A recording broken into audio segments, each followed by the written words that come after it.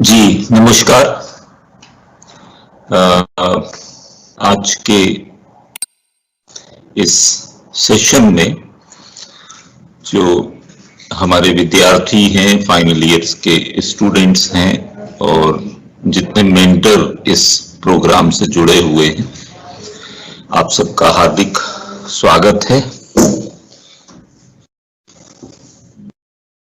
आज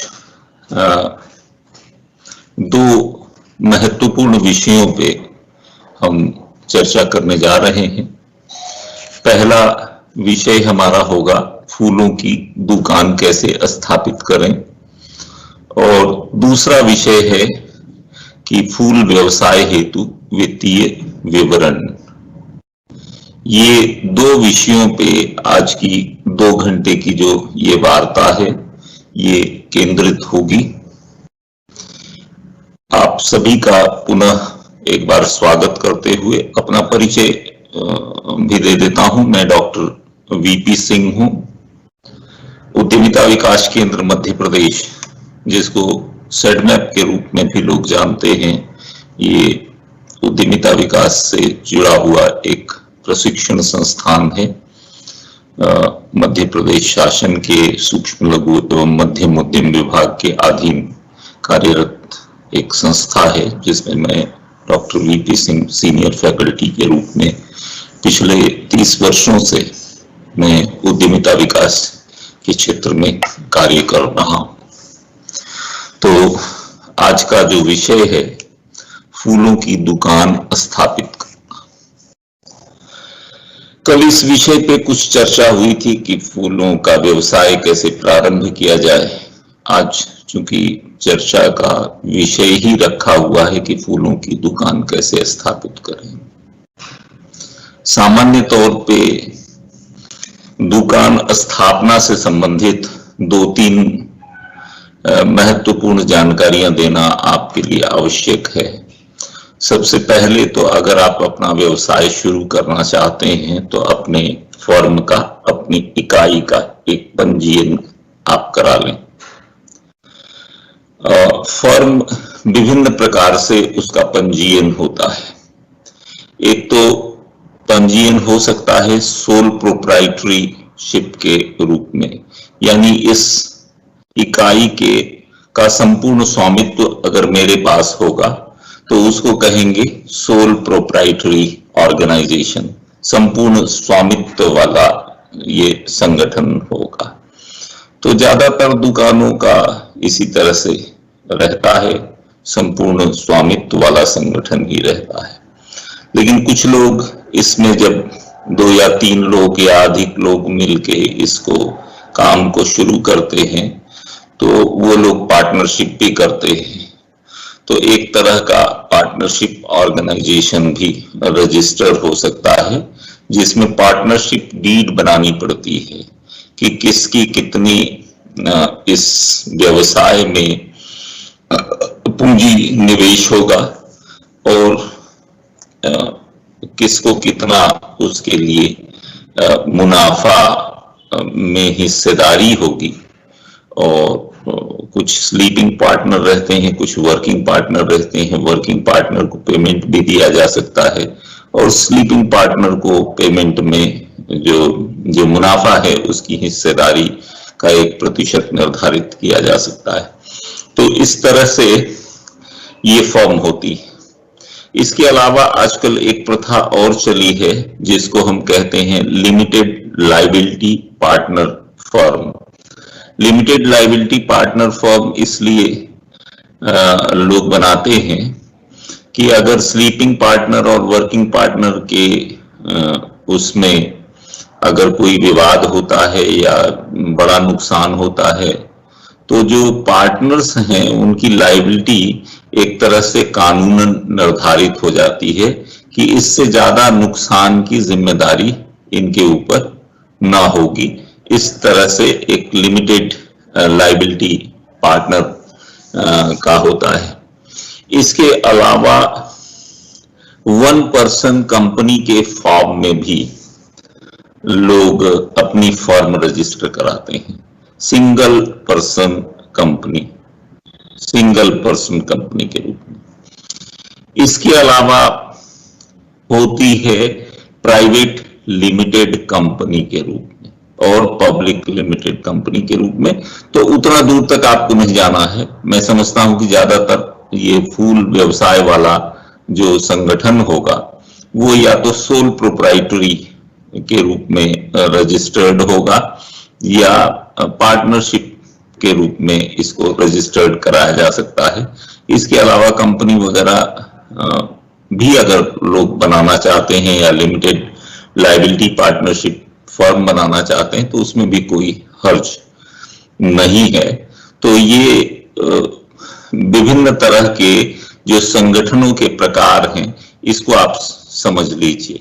और इसको बनाने के लिए जो सोल प्रोप्राइटरी ऑर्गेनाइजेशन है इसको रजिस्टर करने के लिए आपको रजिस्ट्रार फर्म्स एंड सोसाइटी के कार्यालय में जाना होगा।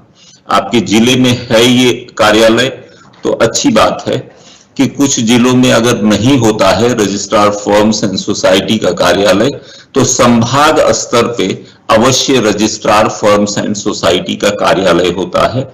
उस कार्यालय में जाके आप सीधे सीधे अपनी इकाई का नाम बता सकते हैं, अपना नाम बता सकते हैं, कुछ अपना आइडेंटिटी प्रूफ वगैरह बता सकते हैं और इसके साथ साथ एक फॉर्म आपको भरना होगा और उस भरे हुए फॉर्म के आधार पे आपका पंजीयन हो जाएगा, आपका फॉर्म का एक रजिस्ट्रेशन हो जाएगा। दूसरे तरह का जो संगठन होगा जैसे पार्टनरशिप फॉर्म आपको तैयार करनी है और रजिस्ट्रार फर्म एंड सोसाइटी के कार्यालय में जाना है आपको वहां पे रजिस्ट्रेशन कराने के लिए। तो इसके लिए मेरे ख्याल से पार्टनरशिप डीड आपको रजिस्टर करानी पड़ेगी जो 500 रुपए के स्टाम्प पेपर पे ये रजिस्टर होती है। ये आप कर सकते हैं या कोई अनुभवी व्यक्ति की पार्टनरशिप डीड को देख के आप 500 रुपए का स्टाम्प खरीद के उसको रजिस्टर करा सकते हैं डीड को, तो वो इस तरह से करा लीजिए। अन्यथा इसके सहयोग के लिए कुछ वकील और कुछ चार्टर्ड अकाउंटेंट्स ये लोग आपकी मदद कर सकते हैं। उनके सहयोग से इस पार्टनरशिप फॉर्म की स्थापना की जा सकती है और फिर ये पार्टनरशिप डीड को लेके आपको पुनः रजिस्ट्रार फर्म्स एंड सोसाइटी के कार्यालय में आपको जाना होगा। और जिस तरह से सोल प्रोप्राइटरी ऑर्गेनाइजेशन का रजिस्ट्रेशन उन्होंने किया था उसी तरह से इस पार्टनरशिप फर्म का भी रजिस्ट्रेशन इसमें हो जाएगा। दूसरी बात होती है कि कैसे इसको स्थापित करें, फूलों की दुकान स्थापित करना। तो पहले तो या तो दुकान हो सकता है आपकी अपनी हो सकती है, लेकिन अधिकांश केस में अपनी दुकान नहीं होगी तो आपको पहले तो ढूंढना पड़ेगा कि दुकान हमको कहाँ मिल सकती है। और दुकान मिल जाती है तो उसका किरायानामा वगैरह आपको रजिस्टर कराना पड़ेगा, किरायानामा बनवाना चाहिए। और इसके अलावा जो है दुकान को स्थापित करने के लिए 2-3 औपचारिकताएं और हैं। एक नगर निगम या नगर पालिका आपके क्षेत्र में जो भी लगती है इस जगह पे आपको जाना होता है। और एक एक्ट है शॉप्स एंड इस्टेब्लिशमेंट एक्ट, जिसको सामान्य भाषा में लोग गुमास्ता कहते हैं। नगर पालिका और नगर निगम में इसका सेक्शन होता है। वहां आपको एक फॉर्म भरना होता है और ये रजिस्ट्रेशन गुमास्ता का या शॉप्स एंड इस्टेब्लिशमेंट के अंतर्गत ये रजिस्ट्रेशन हो जाता है, जिसमें उल्लेखित होता है कि आपकी दुकान कहाँ पे स्थित है, किस दिन इसमें छुट्टी होगी, आप अकेले इसमें कार्य करेंगे या इसके साथ साथ 2-3 अन्य कर्मचारी भी आपकी दुकान में होंगे, और साप्ताहिक बंदी किस दिन होगी इस दुकान में, और कितने बजे ये खुलेगी और कितने बजे बंद होगी, ये सब ये शॉप्स एंड इस्टेब्लिशमेंट के तहत जो गुमास्ता का पंजीयन होता है उसमें इसका उल्लेख किया जाता है। और ये इसकी बहुत छोटी फीस होती है और हर साल इसको रिन्यू भी कराने की आवश्यकता होती है। इसके अलावा जो फूलों की दुकान स्थापित आपको करनी है उसमें एक और फॉर्मेलिटी होती है जिसको आजकल हम कहते हैं GST, goods and service tax. तो गुड्स एंड सर्विस टैक्स का भी जो सेल टैक्स का कार्यालय हुआ करता था उसी का नाम बदल के goods and service tax office का कार्यालय हो गया है। उसमें कुछ डॉक्यूमेंट आपको देने पड़ते हैं, जैसे आपका आधार कार्ड है या आपका पैन कार्ड है। इस तरह के डॉक्यूमेंट के साथ वो जीएसटी का पंजीयन हो जाता है। आप खुद भी कर सकते हैं अगर करना चाहें, और अगर आपसे संभव नहीं होता है तो आप किसी इनकम टैक्स के वकील या किसी चार्टर्ड अकाउंटेंट की मदद से इसका जीएसटी नंबर आप प्राप्त कर सकते हैं। आजकल सब काम ऑनलाइन हो रहा है, इसलिए इसमें तेजी से काम हो भी जाता है और सरलता भी रहती है। तो हमने बताया कि सबसे पहले फर्म का आपको रजिस्ट्रेशन कराना होगा और फर्म के प्रकार का आपको चयन करना होगा, यानी आप सोल प्रोप्राइटरी ऑर्गेनाइजेशन बनाना चाहते हैं या पार्टनरशिप फर्म बनाना चाहते हैं या लिमिटेड लायबिलिटी पार्टनरशिप के रूप में आप अपना व्यवसाय करना चाहते हैं या one person single person company के रूप में करना चाहते हैं या private company private limited company के रूप में करना चाहते हैं। जो भी आपको अच्छा लगे, किसी से आप मार्गदर्शन भी ले सकते हैं कि इसमें क्या फायदा है क्या नुकसान है। वैसे ज्यादातर छोटे व्यवसाय जो होते हैं वो सोल प्रोप्राइटरी या पार्टनरशिप ऑर्गेनाइजेशन में ही चलते हुए देखे गए हैं। तो इससे आप शुरू करिए, जब आपका व्यवसाय काफी बढ़ जाए तो फिर आप कंपनी फॉर्म वगैरह में जा सकते हैं, उसको भी देख सकते हैं। तो सबसे पहले आपको फर्म का प्रकार डिसाइड करना है और उसके बाद अगर पार्टनरशिप है तो पार्टनरशिप डीड में आपको उसके ऊपर काम करना होगा, पहले करानी होगी और उसके बाद उसको लेके जाना होगा रजिस्ट्रार फॉर्म्स एंड सोसाइटी कार्यालय में, वहां आपका पंजीयन हो जाएगा। उसके बाद दूसरा आपको जो लाइसेंस की जरूरत पड़ेगी वो गुमास्ता की जरूरत पड़ेगी शॉप्स एंड एस्टैब्लिशमेंट एक्ट के तहत। उसके लिए आपको नगर पालिका नगर निगम में संपर्क करना होगा और वो पंजीयन हो जाता है। और तीसरा जो पंजीयन आपका होगा वो जीएसटी का पंजीयन होगा और टाइम टू टाइम जीएसटी की जो फॉर्मेलिटी है मंथली, क्वार्टरली, ईयरली, वो जीएसटी की रिटर्न आपको फाइल करवानी पड़ेगी। कुछ अकाउंटेंट्स वगैरह जिले में रहते हैं जिनकी मदद से या सीए की मदद से आपको उसकी रिटर्न नियमित रूप से फाइल करवानी होगी। तो ये रही कुछ लीगल फॉर्मेलिटी।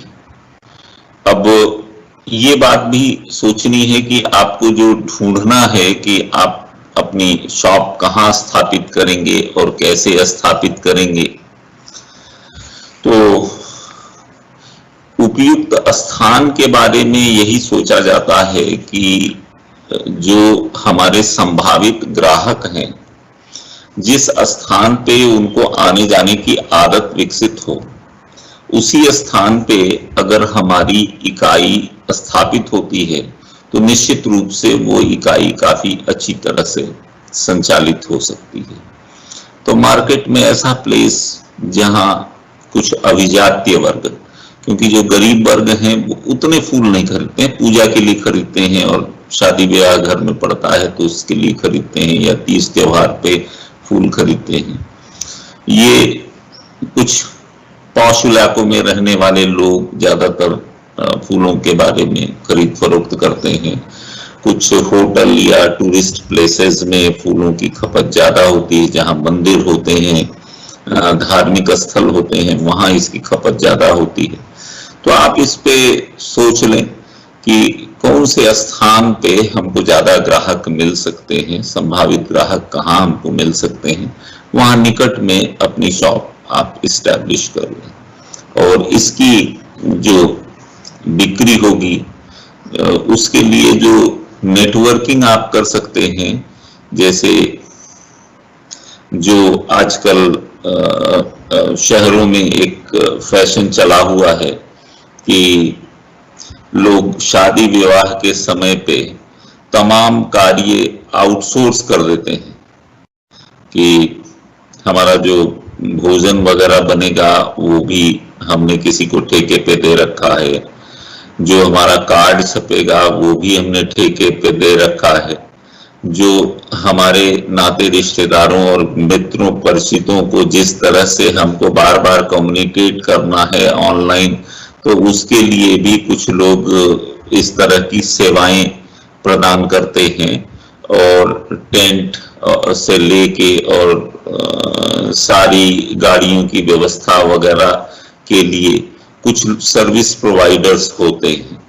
तो आप अगर इन्हीं सर्विस प्रोवाइडर्स से, जो लोग इस तरह का कार्य करते हैं, साज सज्जा सजावट वगैरह का, जिनको फूलों की आवश्यकता समय समय पे पड़ती रहती है, उनके साथ आप एक नेटवर्किंग बना सकते हैं कि भाई आपको जब भी जरूरत पड़े तो मैं भी एक विक्रेता हूं और मेरे ऊपर भी आप ध्यान दे सकते हैं और मेरे साथ आप व्यवसाय करेंगे तो हम दोनों फायदे में रहेंगे, विन विन सिचुएशन में हम रहेंगे।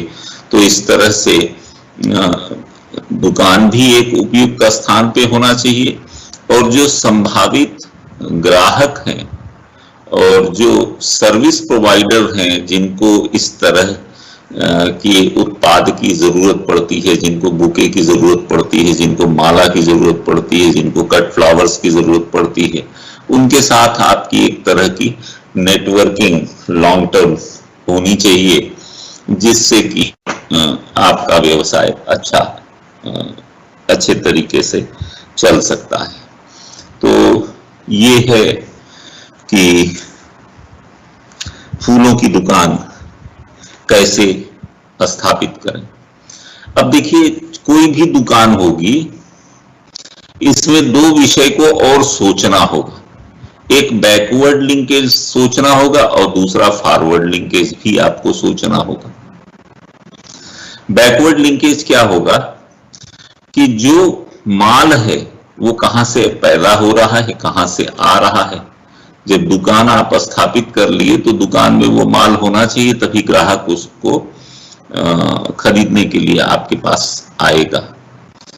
तो इस बाबत भी जब आप दुकान स्थापित कर रहे हैं तो आपको ये पता करना पड़ेगा, इसका थोड़ा सा बाजार सर्वेक्षण करना पड़ेगा कि ये माल कहां से आ सकता है, मुझे कैसे सस्ते में ये माल मिल सकता है, अच्छी गुणवत्ता का माल मिल सकता है, और साथ ही साथ मैं अपने यहाँ इस माल को स्टॉक करूं, क्योंकि फूल जो है वो बड़ा पेरिशेबल आइटम है, जल्दी नष्ट होने वाला, खराब होने वाला है।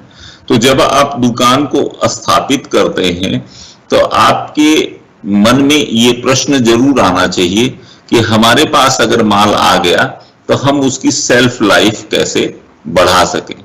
आप कुछ फूलों की दुकान वालों के पास जाइए तो उनके पास आप देखेंगे कि कुछ बड़े बड़े डीप फ्रीजर्स भी रहते हैं। थोड़े से फूल डिस्प्ले में लगाए गए हैं, बाकी फूल उनके डीप फ्रीजर में रखे हुए हैं, जिससे कि ठंडी अवस्था में उनकी सेल्फ लाइफ कुछ बढ़ती है और मुरझाए हुए से नहीं दिखते हैं। तो इस तरह की भी आप जब दुकान स्थापित करेंगे तो कहां से आएगा माल, आने के साथ भी वो कोल्ड चेन के माध्यम से आवे, माने रेफर वैन में वो माल आएगा तो उसकी सेल्फ लाइफ ठीक रहेगी, यानी ठंडी अवस्था में उसका ट्रांसपोर्टेशन अगर होता है तो बहुत अच्छी बात है। और हमारे यहाँ जब वो माल स्टॉक हो रहा है तो हमारे पास कुछ ठंडा करने की व्यवस्था हो कि ठंडी अवस्था में हमारे पास माल रहे, जिससे कि उसकी सेल्फ लाइफ 2 दिन 3 दिन 4 दिन ऐसी हो जाए, जिससे कि हमारा माल नष्ट ना हो, और जितना कम नष्ट होगा उतना ही ज्यादा मुनाफा होगा। और धीरे धीरे जब आप इस व्यवसाय को शुरू करने जाएंगे तो आपको जो बाजार सर्वेक्षण करना होगा, इस तरह के दुकानदारों के साथ बाजार सर्वेक्षण करें कि हमको इन्वेंट्री यानी हमको किस सीजन में कौन सा माल कितना मंगाना चाहिए। अन्यथा आप ज्यादा माल अगर मंगा लिए और वो माल उतना बिका नहीं, तो ये सड़ने गलने वाला माल है, ये खराब होगा, तो आप नफा के बदले नुकसान में चले जाएंगे। तो इसलिए इन्वेंट्री मैनेजमेंट यानी माल को कितना आपको मंगाना है, कितना हमारा बिक सकता है, इसका एक यथार्थ आकलन हमको पहले से करने की आवश्यकता है। ये यथार्थ आकलन तभी हो सकता है कि जो व्यक्ति 10-5 साल से इस व्यवसाय को करता है, उसको पता है किस सीजन में कौन से फ्लावर की जरूरत होती है, किस सीजन में माला की जरूरत होती है, किस सीजन में हमको ज्यादा स्टॉक मंगा के रखना चाहिए, किस सीजन में हमको कम स्टॉक मेंटेन करके रखना चाहिए, और उसको रखने की व्यवस्था किस तरह से हो, इस तरह का बाजार सर्वेक्षण आपको करना चाहिए। और इस बाजार सर्वेक्षण में कच्चा माल कहां से आएगा, कैसे वो ट्रांसपोर्ट होगा, हमारे यहाँ किस तरह से रखा जाएगा जिससे कि उसकी गुणवत्ता बहुत अच्छी होगी, और हम किस तरह से उस माल को डिस्पैच करेंगे, यानी हमारा पैकिंग मटेरियल भी किस तरह का होना चाहिए, हमारी पैकिंग किस तरह की होनी चाहिए, जिससे कि जो उपभोक्ता तक हमारा माल पहुंचे तो उपभोक्ता भी संतुष्ट हो कि सही सूरत में हमारा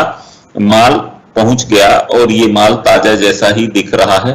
तो उस तरह से आपको बाजार सर्वेक्षण के जरिए कहां से माल मिलेगा, कैसे वो ट्रांसपोर्ट होगा, कैसे वो रेफरमैन में हमारे पास ठंडी अवस्था में पहुंचेगा, हम कैसे उसको ठंडी अवस्था में रख सकते हैं, हम कैसे उसकी पैकिंग कर सकते हैं, और एक अच्छी उचित अवस्था के द्वारा हम अपने उपभोक्ताओं को वो माल पहुंचा सकते हैं। इसके बारे में व्यापक बाजार सर्वेक्षण करिए, और साथ ही साथ ये भी पता करिए कि किस सीजन में कितना माल और कौन कौन सा माल, जैसे ज्यादा बिकने वाली चीजें हैं, गुलाब है, गेंदा है, रजनीगंधा है, डहलिया है, ग्लैडियोलस है ना।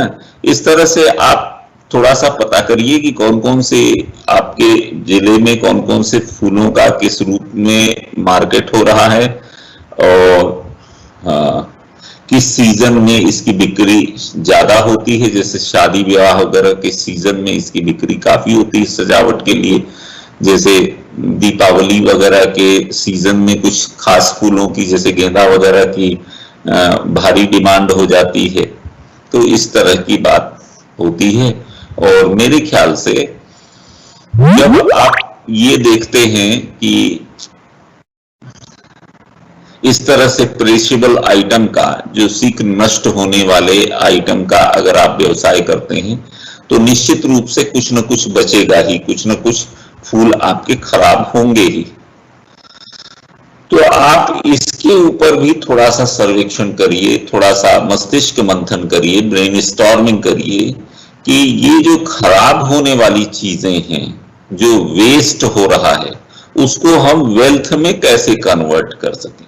क्या उसको सुखा के ड्राई फ्लावर्स के कुछ डेकोरेटिव पीसेस बना सकते हैं। आजकल हमने देखा है बाजार में काफी सूखे हुए फूलों को कांच के आकर्षक बर्तनों में इस तरह से पैक कर दिया गया कि वो एक शोपीस जैसा दिखता है।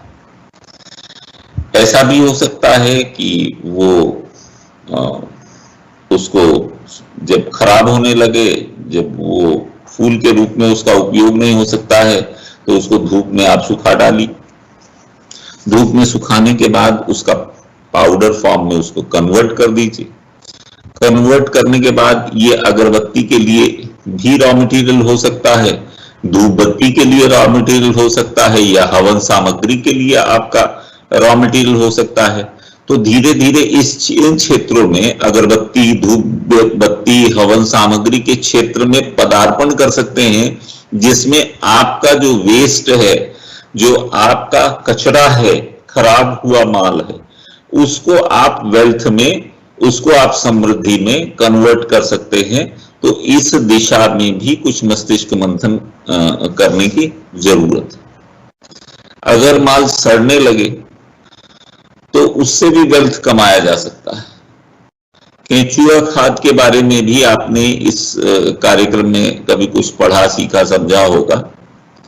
तो आप 2-4 बर्मी पिट तैयार करके रखिए, और ये जो कुछ भी पत्तियां, जो कुछ भी फूल आपके यहाँ अनुपयोगी निकलते हैं, उसको डाल के बढ़िया खाद बना लीजिए। और वो खाद भी वो थोक में तो 6 रुपए किलो के भाव से बिकती है, लेकिन आकर्षक पैकिंग आप कर दीजिएगा तो 20 रुपए किलो के भाव से भी वो खाद बाजार में बिकती है। उसमें कुछ फास्फोरस वगैरह, सिंगल सुपर फॉस्फेट तो नहीं कहें, अगर फॉस्फेटिक रॉक जैसे सागर में बहुत मिलती है, अगर फॉस्फेटिक रॉक पीस के मिला दी जाए, जिसमें फास्फोरस की मात्रा लगभग 18% होती है, तो आपका वो बर्मी compost phosphate rich organic manure बन जाएगा, और वो आप बाजार में और अच्छी कीमत पे उसको भी बेच सकते हैं। तो इस दिशा में भी आप प्रयास कर सकते हैं और अच्छा काम कर सकते हैं। यानी फूल व्यवसाय के जितने तरह के क्षेत्र हैं, जितने तरह का इनोवेशन हो सकता है, जितनी ज्यादा तरह की दुकानें आप देखेंगे, वो भी अच्छा होगा। अपने व्यवसाय को बढ़ाने के लिए 10-20 तरह के फूल व्यवसाय का आप अवलोकन करिए। ये फूल व्यवसाय वाले क्या करते हैं, कुछ लोग तो गुलाब जल की बॉटल्स भी रखे रहते हैं, तो जो फूल ले जाते हैं उनके पास सजावट के बाद उनको गुलाब जल से छिड़का भी जाता है। इसके अलावा फूल व्यवसाय की दुकानों में गुलाब जल के अलावा विभिन्न तरह की इत्र भी मिलती है।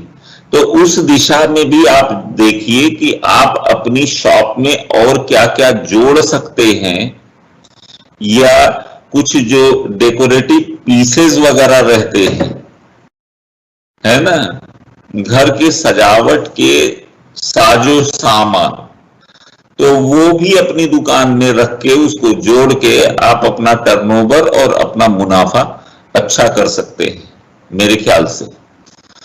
तो अच्छा होगा इस तरह से। आ, मैं समझता हूं कि फूलों की दुकान इस तरह से स्थापित की जा सकती है, उसमें बहुत सारी चीजें ऐड ऑन की जा सकती है। माने फूलों का अगर आप व्यवसाय कर रहे हैं तो सजावट का ठेका भी ले सकते हैं, शादी, पार्टी और जो मीटिंग्स, कॉन्फ्रेंसेस होते हैं, तो भाई दूसरे को आप खाली फूल बेच देते हैं, उससे बेहतर है कि अगर वो सब भी आप कॉन्ट्रैक्ट लेने लगेंगे तो आप ज्यादा पैसा कमा सकते हैं। अब मेरे ख्याल से इस विषय पे अगर प्रश्न हो तो ज्यादा अच्छा होगा। प्रश्न, आप हमारी बात सुन रहे हैं तो कुछ प्रश्न भी साथ साथ आ जाएं तो जवाब देने से ज्यादा अच्छा रहेगा।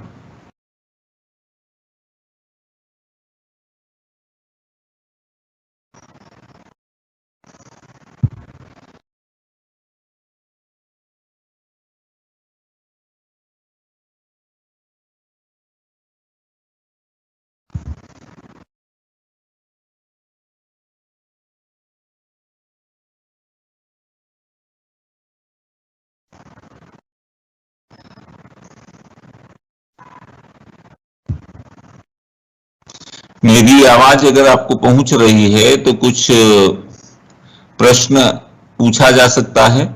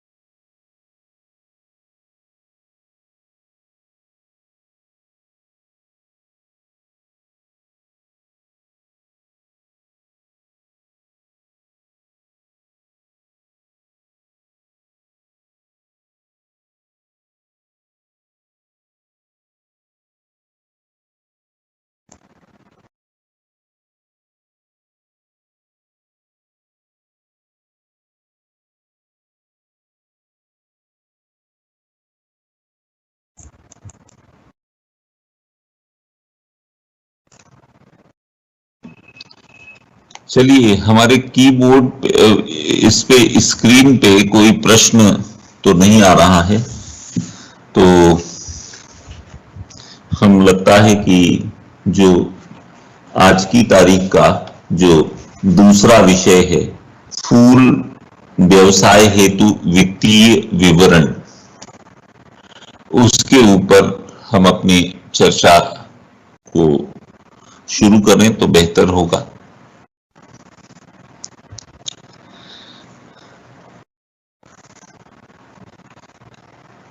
आप जब फूल की दुकान स्थापित करेंगे तो चूंकि हमारे सामने जो इस बात को सुन रहे हैं वो हमारे फाइनल ईयर के स्टूडेंट्स हैं, तो कुछ लोग तो हो सकते हैं कि जिनके परिवार की आय अच्छी हो तो उनको फूल व्यवसाय में घर से ही सहयोग प्राप्त हो जाए कि इस तरह से इतनी पूंजी लगा के ये व्यवसाय प्रारंभ किया जा सकता है।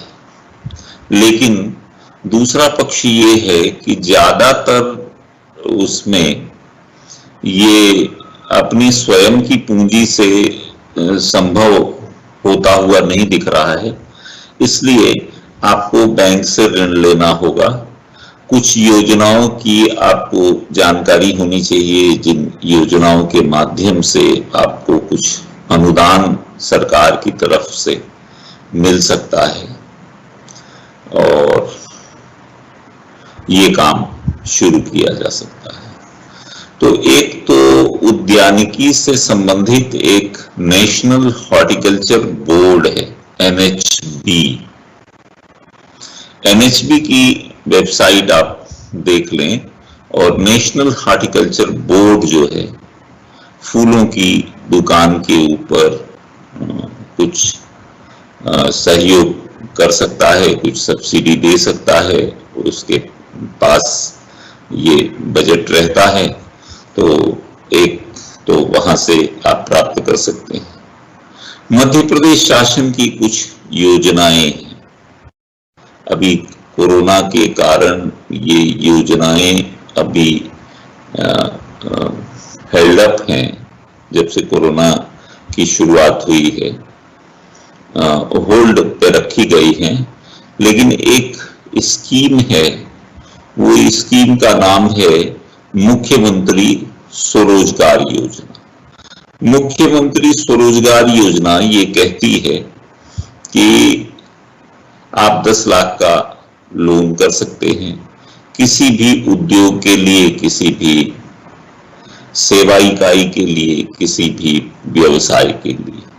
तो किसी भी का मतलब है कि अगर आप फूलों की दुकान शुरू करते हैं तो इस योजना की आपको पात्रता बनती है। 18 वर्ष से 40 वर्ष की उम्र के बीच के जो नौजवान साथी हैं वो इस योजना का लाभ ले सकते हैं और 10 लाख की स्कीम में जो महिला वर्ग के जो हितग्राही होंगे उनको 30% का अनुदान है, यानी 1 लाख में 30,000, 2 लाख में 60,000, इस तरह से आप कैलकुलेट कर लीजिए, जिसकी अधिकतम सीमा अनुदान की 2 लाख रही है।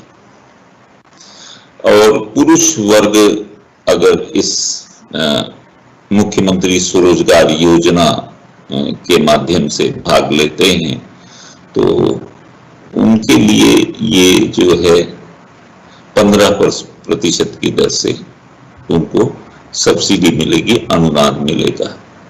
साथ ही साथ इसमें एक फायदा और है कि जो आपके ऋण पे जो ब्याज लगने वाला है वो महिला हितग्राहियों के लिए 6% वो ब्याज की राशि कम हो जाएगी और जो पुरुष हितग्राही होंगे उनके लिए 5% वार्षिक ब्याज में छूट देने का प्रावधान है। तो इस तरह से ये प्रावधानित किया गया है कि आप फूल की दुकान आप अपना शुरू कर सकते हैं। इस तरह के उसमें आप थोड़ा शासन से अनुदान भी ले सकते हैं। इसके अलावा नाबार्ड की एक योजना है ACABC, agree clinic and agri business centre.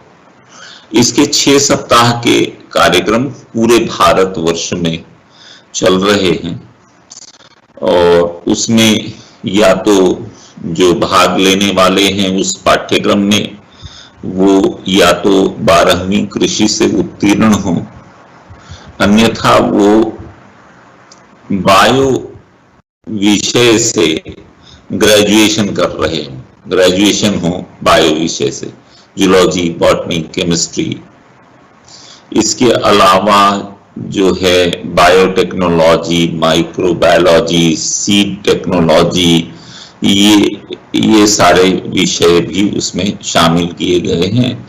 तो ये लोग अगर 6 सप्ताह का ये प्रशिक्षण कार्यक्रम अटेंड करते हैं तो अगर सामान्य वर्ग के हैं तो 36% उनको अनुदान मिलता है और इसमें 20 लाख रुपए तक का ऋण प्रकरण बैंक के माध्यम से स्वीकृत हो सकता है, जिसमें सामान्य वर्ग के लिए 36% की अनुदान की सीमा है और अनुसूचित जाति जनजाति वर्ग के लिए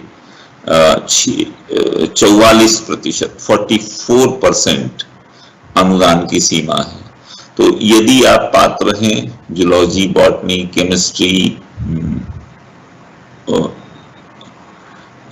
इस तरह के माने विद्यार्थी हैं, इवन होम साइंस के भी, तो इस योजना में आप भाग ले सकते हैं। माइक्रोबायोलॉजी, बायोटेक्नोलॉजी और कुछ महाविद्यालयों में सीड टेक्नोलॉजी वगैरह जैसा विषय चल रहा है जो बायोलॉजी से जुड़ा हुआ विषय है। तो उसमें जो लोग ग्रेजुएशन कर रहे हैं वो भाग ले सकते हैं, या जो 12वीं कक्षा में कृषि पढ़े हुए हैं वोकेशनल से, तो वो भाग ले सकते हैं। तो उनके लिए भी कुछ सब्सिडी का प्रावधान है। तो वित्त की व्यवस्था इस तरह से हो सकती है। आज की जो ये चर्चा है इसमें जो एक विषय और दिया गया है कि फूल व्यवसाय हेतु वित्तीय विवरण। वित्तीय विवरण यही है कि जो योजनाएं हैं उनको आप जानिए, समझिए और वित्त आप कहां से ले सकते हैं और किस तरह से आपको छूट, अनुदान वगैरह की कुछ पात्रता आपको मिल सकती है। तो इस तरह की योजनाओं का लाभ लेकर अपने दुकान को स्थापित किया जा सकता है और उसका मुनाफा भी बढ़ाया जा सकता है। दूसरी बात यह है कि जब आप बैंक से ऋण लेने के लिए जाएंगे तो बैंक आपसे कई चीजों की मांग करता है, जिसमें एक कहते हैं कि प्रोजेक्ट रिपोर्ट आपको देनी होगी।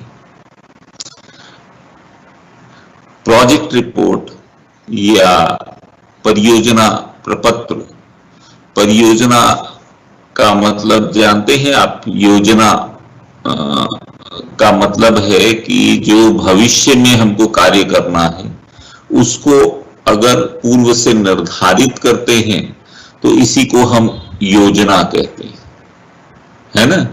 Deciding future course of action in advance, इसी का मतलब है planning. Planning means deciding future course of action in advance.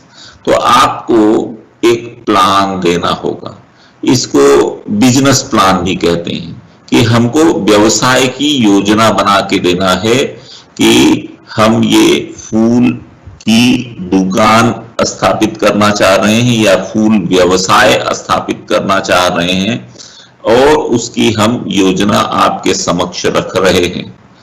तो कोई भी योजना जो आप बनाते हैं तो उसके मुख्य रूप से 2, 3, 4 हिस्से हो सकते हैं। पहला तो योजना के साथ जो उद्यमी जुड़ा हुआ है उसके बारे में उसमें विवरण दिए जाने की आवश्यकता है कि जो उद्यमी है जो उस योजना को संचालित करेगा यानी आप स्वयं,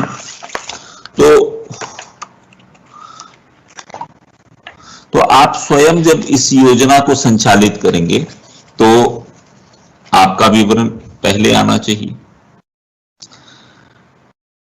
उसके बाद जो फूल की दुकान है, मान लीजिए इसी पे उदाहरण मैं रखता हूं, तो उसकी योजना आनी चाहिए कि कच्चा माल कहां से आ रहा है, फिर उसकी कैसे पैकिंग हो रही है, कैसे उसका मूल्य निर्धारण हो रहा है, कैसे वो आगे ट्रांसपोर्ट करने के लिए जा रहा है, क्या इन्वेंटरी आपको माने स्टॉक वगैरह किस तरह से आप मेंटेन कर रहे हैं, दुकान का किराया आप कितना दे रहे हैं, बिजली का खर्च क्या हो रहा है, अन्य खर्च अगर कारीगर मतलब कोई मिस्त्री वगैरह आपने रखा हुआ है, अपना कर्मचारी वगैरह रखा हुआ है तो उसके वेतन। एक तरफा है मेरा प्यार दिल समझता नहीं, पता है मुझे तो किसी और का है पर दिल मानता नहीं। एक तरफा है मेरा प्यार दिल समझता नहीं, पता है मुझे तो किसी पे क्या खर्च हो रहा है। और उसके बाद तीसरा हिस्सा ये भी होता है कि आप उसका आय व्यय की गणना करें, माने लाभ हानि की आपको गणना करनी होगी कि हम इस तरह से अपना व्यवसाय को संचालित करेंगे तो इस तरह से हमको लाभ हानि की एक प्रोजेक्शन आपके समक्ष रख रहे हैं, क्योंकि बैंक को जो ऋण दे रहा है उस ऋण को विभिन्न किस्तों में उसे वापस चाहिए। यदि आपके व्यवसाय में लाभ की संभावना कम है या नहीं है तो बैंक ऋण देने से आनाकानी कर सकता है कि हमको नहीं लगता है कि आप ऋण पटा पाएंगे। तो ऋण चुकता करने के लिए आपको पर्याप्त मुनाफा होना चाहिए कि आप अपने भरण पोषण के बाद बैंक को एक जो किस्त बनती है उसकी चुकौती आप कर सकें। तो इस विषय में आप ध्यान दे सकते हैं। तो आइए हम लोग सीखने का प्रयास करते हैं कि ये प्रोजेक्ट हम कैसे बना सकते हैं। जो सामान्य जानकारियां हैं इसका उस या उद्यमी के बारे में जानकारियां हैं तो उसमें उद्यमी का नाम हो सकता है, आपने जो इकाई स्थापित की है या जो पंजीयन आपने लिया है जिस नाम से अपने फर्म का, तो फर्म का नाम हो सकता है या इकाई का नाम हो सकता है। उसके बाद ये परियोजना कौन सी परियोजना है, मतलब जो प्रोजेक्ट रिपोर्ट होती है वो एक ऐसा दस्तावेज होता है जिसको सिस्टमेटिक ढंग से ऐसे लिखा जाता है कि पढ़ने वाला व्यक्ति काफी हद तक आपके विचारों को समझ सके। तो परियोजना के बारे में जब लिखेंगे तो आप अगर लिख देंगे कि ये फूलों की दुकान है तो वो समझ में काफी हद तक उनके आ जाएगा कि आप क्या करना चाह रहे हैं या क्या कर रहे हैं। इसके अलावा आपको जानकारी देने की आवश्यकता है कि हमारा प्रस्तावित कार्यस्थल क्या है, यानी हम ये दुकान कहां पे खोलेंगे, ये प्रस्तावित है। यानी अगर आपने दुकान देख ली है तो उस दुकान का पता, दुकान नंबर, उसका जो लैंडमार्क है जिससे कि वहां पहुंचना सरल होता है, तो इस प्रकार की सूचना भी आपको अपने प्रोजेक्ट रिपोर्ट में देनी चाहिए। इसके अलावा अपने प्रोजेक्ट में यह भी मेंशन करना चाहिए कि आपके जो संगठन का प्रकार क्या है। जैसे संगठन का प्रकार हो सकता है संपूर्ण स्वामित्व वाला संगठन हो सकता है, साझेदारी यानी सोल प्रोप्राइटरी, उसके बाद पार्टनरशिप वाला हो सकता है, कंपनी हो सकती है, सहकारी संस्था भी हो सकती है कि 10-20 किसान मिलके फूलों की खेती करें और अपनी फूलों की दुकान लगा लें, या अन्य कुछ हो सकता है। अब एक चीज और अच्छी हो सकती है कि आपका पत्र व्यवहार का पता क्या है, यानी अगर आपसे संवाद बैंक करना चाहे या कोई विभाग आपसे संवाद करना चाहे तो आपको किस तरह से संपर्क कर सकता है, पत्राचार का पता। समय परिवर्तित होता गया तो लोग पहले फैक्स दे देते थे, फैक्स नंबर होता था, टेलीफोन नंबर होता था। अब ईमेल बहुत प्रचलित हो गया है कि आप पत्र क्या लिखेंगे, हमको ईमेल कर दीजिए, तो वो संवाद का एक बहुत अच्छा जरिया हो गया। उसके बाद जो भी इस प्रोजेक्ट रिपोर्ट को इवैल्यूएट करेगा वो चाहेगा कि जो उद्यमी है उसकी क्षमताएं क्या हैं। तो उद्यमी की क्षमताओं की का वो आकलन करना चाहेगा, तो आपको अपनी तरफ से बताना चाहिए कि हमारी शैक्षणिक योग्यता क्या है। यदि हमारे पास कोई तकनीकी योग्यता है तो वो भी हम बता दें कि हमने कोई प्रशिक्षण लिया है, कोई अल्पावधि का रोजगार प्रशिक्षण हमने प्राप्त किया है जिसका प्रमाण पत्र बता दें और उसको फिर हमारे प्रोजेक्ट रिपोर्ट के साथ संलग्न कर दें। इसके अलावा हमारे पास कार्य अनुभव क्या है।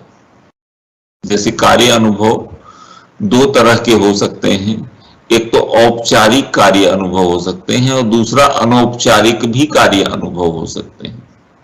अब मान लीजिए आप अगर रुचि रखते हैं कि आपको फूलों की दुकान करनी है, तो यदि आपके मित्र की या परिचित की या किसी तरह से वो कहता है कि ठीक है हमारी दुकान में आप आइए और 1 घंटा 2 घंटा शाम को 3 घंटा बैठ के या खड़े रह के आप ऑब्जर्व करिए, तो आप क्या ऑब्जर्व करेंगे कि किस तरह का फूल आ रहा है, कैसे उसकी माला बन रही है, कैसे उसकी बुके बन रही है, कैसे इसकी एक फूल की स्टिक को आकर्षक ढंग से रैप करके और आकर्षक बनाया जा रहा है, कौन तरह की उत्पाद ज्यादा बिक रहे हैं, कौन तरह के उत्पाद कम बिक रहे हैं, किस तरह के ग्राहक आते हैं, ग्राहक दुकानदार से कैसा संवाद करते हैं, दुकानदार ग्राहक से कैसा संवाद करता है ना। तो अगर इस तरह का आप काम नहीं भी करते हैं, अगर ये ऑब्जर्वेशन आप करते हैं, यानी सूचनाओं को एकत्र करने के विविध माध्यम है, आप ऑब्जर्वेशन करके माने खाली देख के भी बहुत कुछ सीख सकते हैं। तो आप अपने अनुभव में अगर आप इस तरह का अनुभव भी प्राप्त कर लेते हैं, कोई दुकान संचालित करने के लिए अगर किसी दुकान में आप थोड़े दिन का अनुभव प्राप्त कर लें, मतलब नौकरी करके, तो वो भी एक अच्छी बात होती है कि आपसे गलतियां कम होंगी। और दूसरा, आप ऑब्जर्व करके भी कुछ अनुभव प्राप्त कर सकते हैं। तो अपने अनुभव के बारे में आपको जानकारी अपने परियोजना प्रपत्र में लिखनी होगी। आवेदक से संबंधित अन्य अगर कोई व्यवसाय है तो उसके बारे में भी जानकारी दे दीजिए।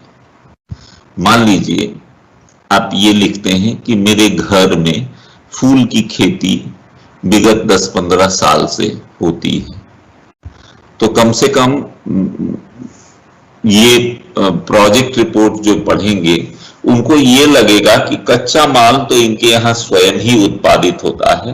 पहले ये सस्ते में बेच देते थे, अब इनकी अगर स्वयं की दुकान हो जाएगी तो इनकी प्रॉफिट मल्टीफोल्ड, कई गुना बढ़ सकती है। इसलिए इस प्रोजेक्ट को स्वीकृत करना ज्यादा अच्छा होगा। अब कुछ विवरण इसलिए मांगा जाता है कि कुछ शासकीय योजनाओं में काम आता है कि अनुसूचित जाति के हैं, जनजाति के हैं, कि पिछड़े वर्ग के हैं, कि सामान्य वर्ग के हैं। तो अगर वो प्रकरण सब्सिडी के लिए जाता है तो ये आपको देना पड़ता है, क्योंकि जो सब्सिडीज हैं उसमें थोड़ा बहुत ये होता है, कैलकुलेशन में फर्क आता है कि अनुसूचित जाति जनजाति वर्ग को कभी विशेष सुविधाएं देनी होती हैं, वो जिस योजना के माध्यम से होता है उसके हिसाब से होता है। तो इसलिए प्रोजेक्ट रिपोर्ट में वो जानकारी भी भर के आपको देनी पड़ती है। इसके बाद है उत्पाद के बारे में विवरण एवं उत्पादित बिक्री की जाने वाली वस्तुओं अथवा दी जाने वाली सेवाओं की विशेषताएं, गुण और उपयोग। अब देखिए, उत्पाद के बारे में आप पूरा विवरण दीजिए, आप क्या क्या बेचेंगे, क्या सेवाएं प्रदान करेंगे,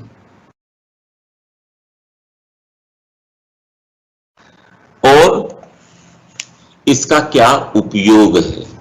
माने मैरिज में आप देख सकते हैं कि कार को भी सजाना होता है, इधर घर को भी सजाना होता है, जो रिसेप्शन का जो पैलेस होता है वो भी सजाना होता है। तो जो छोटा मोटा डिटेल आप इसमें दे सकते हैं तो उस तरह से आप दे दें। इसके बाद आप एक डिटेल दे सकते हैं कि प्रस्तावित उत्पादों के प्रमुख उपभोक्ता या बाजार आपको कहां कहां मिलेगा।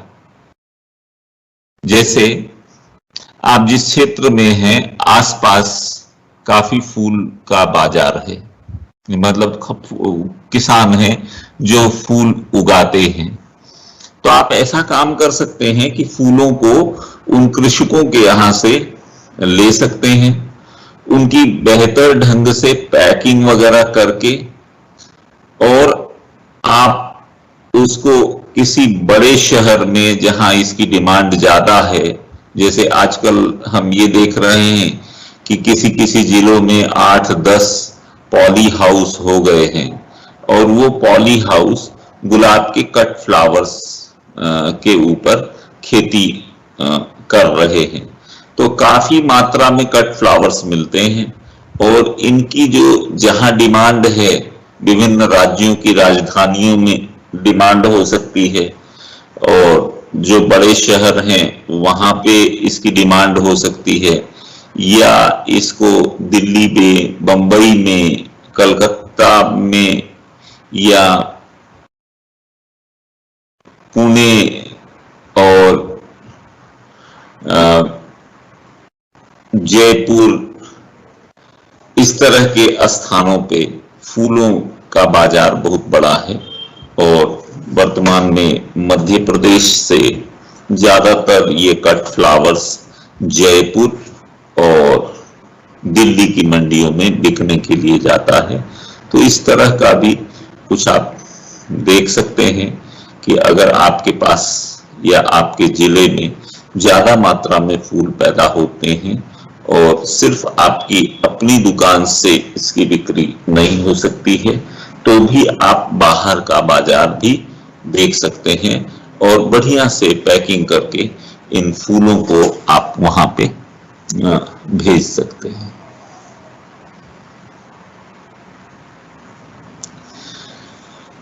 अब देखिए, जब आप प्रोजेक्ट रिपोर्ट बनाएंगे तो आपको बाजार सर्वेक्षण तो करना ही पड़ेगा। जो बाजार सर्वेक्षण करेंगे उसमें बहुत सारी चीजें आपको पता करनी होंगी। पता क्या करनी होंगी कि अगर हम एक फूल की दुकान शुरू करना चाहते हैं तो इसमें स्थायी पूंजी निवेश कुल क्या क्या होगा।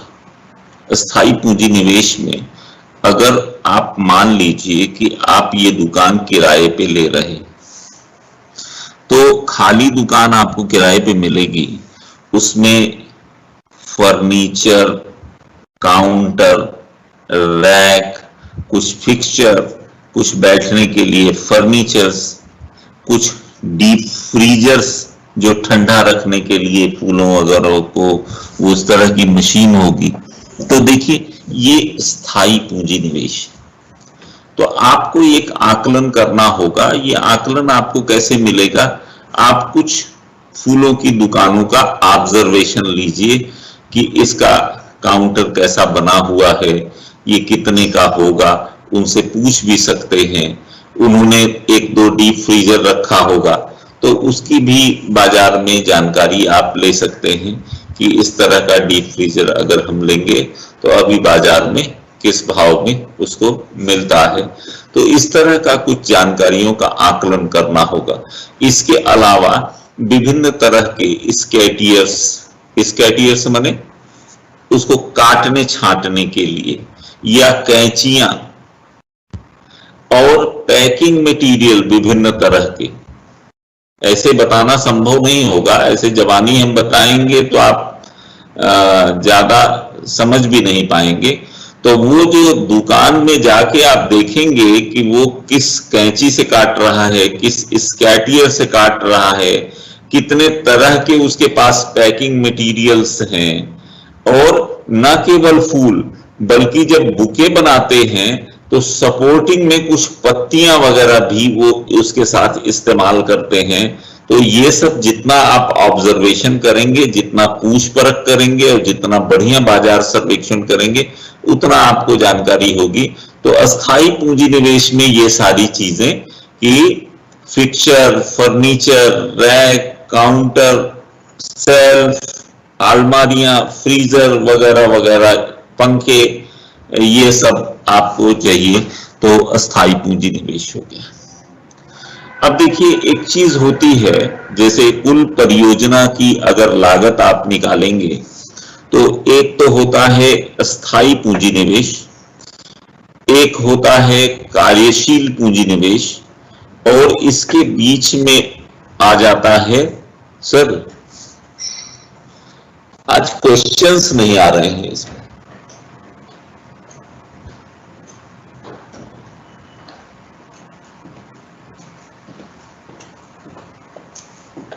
इस साइड पे जो क्वेश्चन आएंगे अच्छा, तो वो बॉक्स जो है मुझे दिख नहीं रहा, ये वाला है ना क्वेश्चन मार्क है। अच्छा, हाँ ठीक है, ठीक गुमास्ता क्या होता है? अच्छा, ढेर सारे क्वेश्चन है सर। नहीं पता मुझे, अब मैं सोचा कि खोलूं तो वो खोल नहीं है ना, टाइम है। चाय भी ला रहा तो बीच में ब्रेक करेंगे क्या? ब्रेक तो नहीं करूंगा सर, चाय यहीं ले लाने।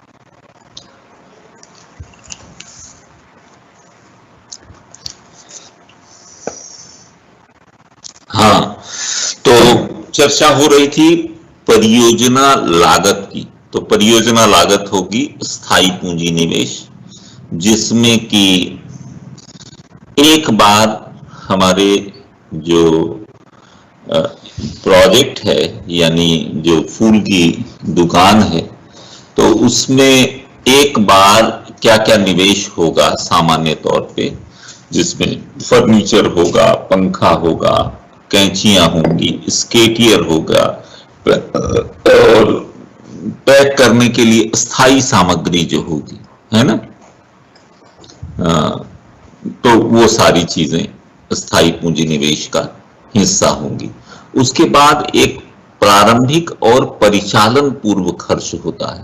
तो जैसे मैंने प्रोजेक्ट रिपोर्ट बनाने में अगर किसी को फीस दे दी, जीएसटी नंबर लेने में किसी को फीस दे दी, गुमास्ता लेने में किसी को फीस दे दी, तो इस तरह से कई चीजें हैं जिसमें हमको खर्च करना पड़ेगा, जो अस्थाई पूंजी निवेश का हिस्सा नहीं होंगे और कार्यशील पूंजी निवेश का भी हिस्सा नहीं होंगे। इसके अलावा कार्यशील पूंजी निवेश होगा, यानी कच्चा माल आ रहा है, हो सकता है कुछ दिन तक उसका हमारे दुकान में ही पड़ा रहे और हमने बेच दिया है माल को, उसके बाद भी उसकी पेमेंट आने में कुछ समय लगता है और हमको कर्मचारियों को वेतन देना है, कुछ बिजली पानी के लिए हमको खर्च करना है, तो ये सब जोड़ के कार्यशील पूंजी का हिस्सा होते हैं। और कुल परियोजना लागत का मतलब है कि अस्थाई पूंजी निवेश और प्रारंभिक एवं परिचालन पूर्व खर्च जो है और कार्यशील पूंजी जो है, इन तीनों को अगर आप जोड़ देंगे तो कुल पूंजी निवेश यानी कुल कितनी पूंजी आपको अपने व्यवसाय को प्रारंभ करने में लगेगी, ये आप देख सकते हैं।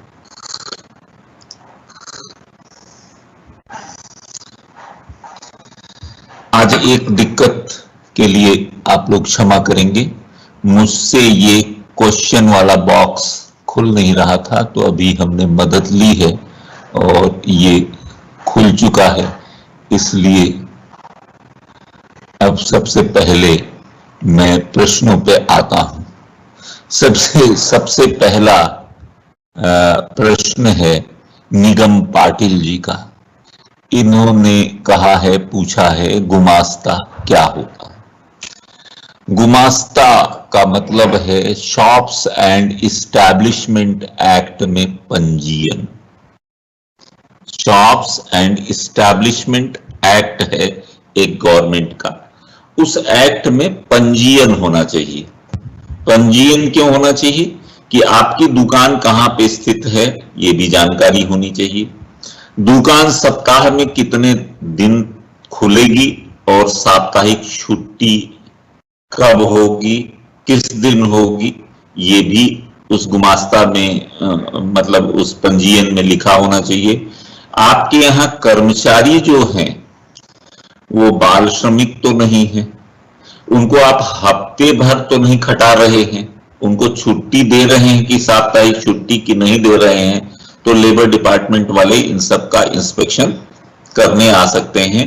इसलिए एक वो है शॉप्स एंड इस्टेब्लिशमेंट एक्ट में इसका पंजीयन होता है और इसका पंजीयन पहले श्रम विभाग में हुआ करता था। जिले में श्रम अधिकारी का पद होता है या सहायक श्रम आयुक्त का कुछ बड़े जिलों में पद होता है। तो अब ये जो लाइसेंस है वो नगर पालिका और नगर निगम के द्वारा जारी किया जाता है, उसी को गुमास्ता कहते हैं। अंग्रेजी में शॉप्स एंड इस्टेब्लिशमेंट एक्ट के अंतर्गत पंजीयन होता है। आपको कुछ दस्तावेज रखने होते हैं, अगर आप कर्मचारी रखते हैं तो अटेंडेंस रजिस्टर आपको रखना होगा। तो इस तरह का ये है, ये आपको करना पड़ेगा। विनय बागवान, चलिए, जुलाई में कौन से गेंदे की किस्म का प्रयोग किया जाता है? जुलाई में कौन से गेंदे की किस्म का प्रयोग किया जाता? देखिए, आजकल इतनी अच्छी अच्छी वैरायटियां और हाइब्रिड वैरायटियां आ गई हैं कि इसकी जानकारी अगर आप जो बीज विक्रेता हैं उनसे ले लें या कृषि विज्ञान केंद्र से ले लें तो ये ज्यादा अच्छा होगा। श्यामलाल यादव, सर सबसे अच्छा कौन सा फूल होता है? सबकी अपनी अपनी पसंद होती है, सभी फूल अच्छा होता है। और अब ये ये जजमेंट देना मेरे अधिकार से परे है कि सबसे अच्छा कौन सा फूल होता है। आप लिखिए कि आपको कौन सा फूल सबसे अच्छा लगता है, वही फूल मेरे ख्याल से आपके लिए सबसे अच्छा होता है।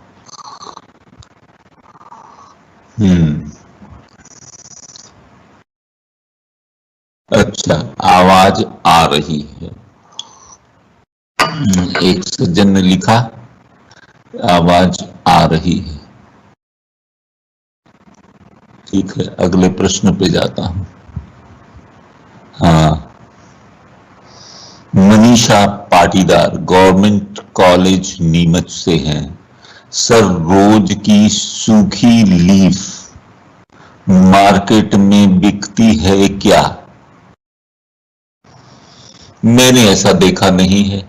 कल मैं चर्चा आप लोगों के साथ कर रहा था, तो मैंने रोज की खेती के बारे में और उसके कुछ वैरायटी मैंने बताई थी जिससे कि तेल निकाला जा सकता है, और उनकी जो पंखुड़ियां हैं गुलाब की, उससे गुलकंद कैसे बनाया जा सकता है, इसके बारे में अगर आपके कॉलेज में या गर्ल्स कॉलेज में एक होम साइंस डिपार्टमेंट होता है तो गुलकंद बनाने की प्रक्रिया आप वहां सीख सकते हैं, और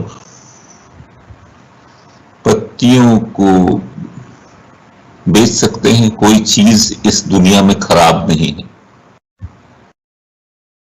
हो सकता है सौंदर्य प्रसाधन वगैरह के काम आ सकती है। मुझे इस विषय की जानकारी नहीं है। Manish Patidar government PG college Neemuch, I mean rose flowers की सूखी पत्तियां। जी, इस विषय पे तो हो गई चर्चा।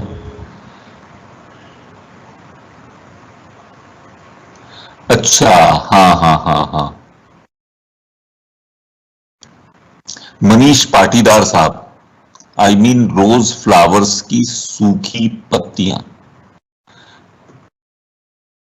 देखिए, पत्तियां और पेटल्स में अंतर होता है। मेरे ख्याल से रोज पेटल जो है वो उसका सिरप भी बनता है, उसका शरबत बनता है। तो गुलाब की जो पंखुड़ियां होंगी उसके बाद ये जो है सौंदर्य प्रसाधन की दिशा में जो ब्यूटी पार्लर वगैरह वाले हैं वो फेस पैक वगैरह भी उसकी जो पंखुड़ियां हैं उससे बनाते हैं। और पत्तियों को तो अलग समझिए आप, पंखुड़ियों को अलग समझिए।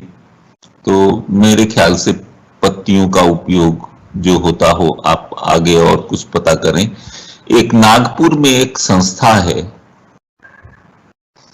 कॉलेज ऑफ कॉस्मेटोलॉजी, उसके आगे कुछ नाम है लेकिन वो मशहूर संस्था है। अगर किसी तरह से कॉलेज ऑफ कॉस्मेटोलॉजी नागपुर को आप नेट पे ढूंढ पाएंगे और उनके जो प्रोफेसर्स हैं उनसे अगर आप फोन पे चर्चा कर पाएंगे तो इस प्रश्न का जवाब आपको संभवतः मिल सकता है। आप देख लीजिए। हाँ, मैं उसका पूरा नाम बताए देता हूं, आप थोड़ा नोट कर लें।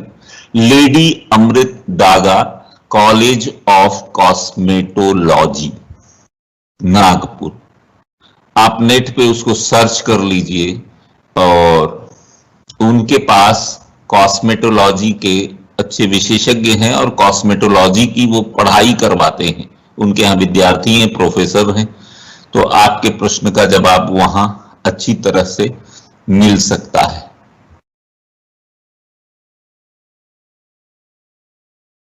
मुजाहिद अली साहब ने हेलो किया है, हेलो।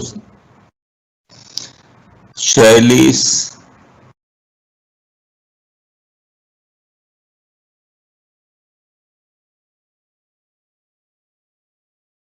सर, आपने वेस्ट और वेल्थ के बारे में बताया है और विस्तार से थोड़ा सा बता दीजिए। मैं एक चीज पे ध्यान देता हूं।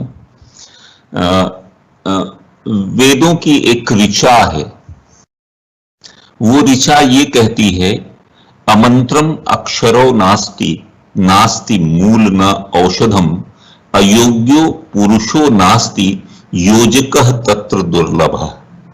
माने ऐसा कोई अक्षर नहीं है जिसमें मंत्र बनने की शक्ति समाहित ना हो, ऐसी कोई वनस्पति नहीं है जिसमें औषधि का गुण विद्यमान ना हो। हम जाने या न जाने उसमें कोई न कोई औषधीय गुण है। ऐसा कोई प्राणी नहीं है जो अयोग्य हो, लेकिन योजकः तत्र दुर्लभ, ऐसे योजनाकार दुर्लभ होते हैं जो उनकी क्षमताओं को पहचान कर और सही परिणाम की तरफ उनको निर्देशित करते हैं, मार्गदर्शित करते हैं और उनसे सही परिणाम प्राप्त कर लेते हैं। तो दुनिया में कोई चीज वेस्ट नहीं है, माने अनुपयोगी नहीं है, उसका उपयोग कहीं न कहीं होगा। तो आप कृषि का कोई भी कचरा आप देखते होंगे तो उससे आप क्या क्या बना सकते हैं। मैं समझता हूं कि आप संवाद में रहें, आप जिस चीज को सबसे ज्यादा अनुपयोगी मानते हैं वो चीज को आप लिखिए और मैं उसके उपयोग के बारे में अगर मुझे जानकारी होगी तो मैं जरूर बता दूंगा। तो कृषि का कचरा, मान लीजिए कहीं सोयाबीन हो रहा है, सोयाबीन का डंठल जला दिया जा रहा है, भाई उसी को हाइड्रोलिक प्रेस से अगर दबा के जलाऊ लकड़ी का विकल्प बना दिया जाए तो वही 6 रुपए 8 रुपए किलो के भाव से बाजार में बिक सकती है। ऐसे कितनी खराब चीजें हैं, उसको खाद में अगर आप कन्वर्ट कर दीजिए जैविक खाद में, तो उसका मूल्य संवर्धन हो जाएगा। उसी जैविक खाद में अगर आप फास्फेटिक रॉक और दूसरी चीजें मिला देते हैं तो उसकी गुणवत्ता और बढ़ जाती है, तो फास्फेट रिच ऑर्गेनिक मैन्योर वगैरह बन जाता है। तो ये चीजें बड़ी अच्छी हैं। आप सभी अभी आधे घंटे के भीतर सोच लीजिए कि आपके आसपास कौन सी चीज है जिससे आप सोच लीजिए कि कुछ नहीं हो सकता है। तो मैं अपनी ब्रेन स्टॉर्मिंग करके उसको बताने की कोशिश करूंगा कि ये हो सकता है, उसको वो वेस्ट नहीं है, कोई भी चीज वेस्ट नहीं है। फसल में कौन सी दवाई उचित होती है? जी,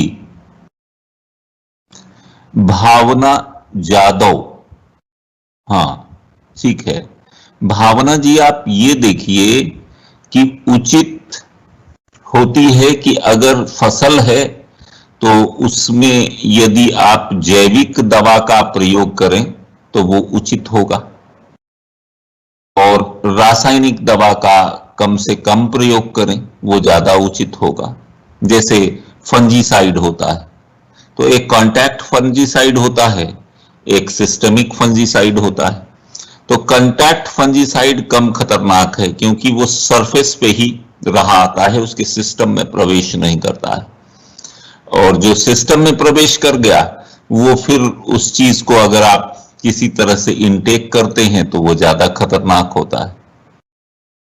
मनीषा पटेल, फूल के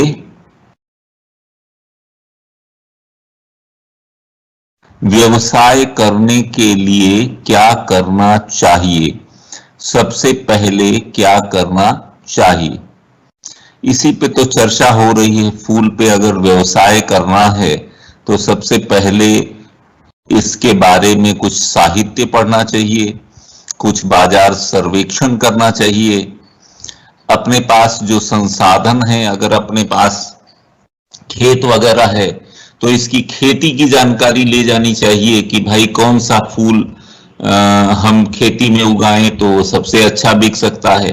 अगर खेती बाड़ी नहीं है और शहर में अपन रह रहे हैं तो कहाँ से ये मिल सकता है इसके बारे में जानकारी की जानी चाहिए और दुकान तलाशनी चाहिए, और उसके आगे दुकान कैसे स्थापित किया जा सकता है इसके बारे में भी जानकारी करके और स्थापित करिए और अपना विक्रय करिए।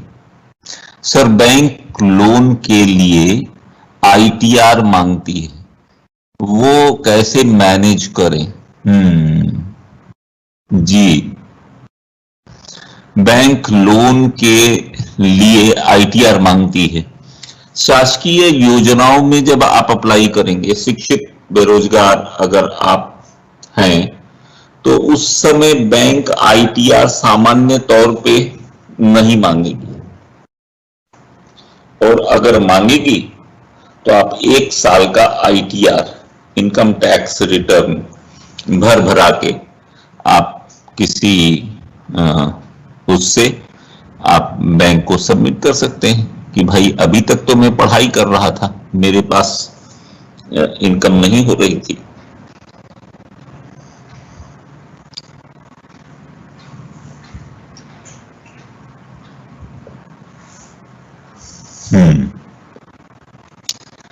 अगले प्रश्न को लेते हैं। हाँ,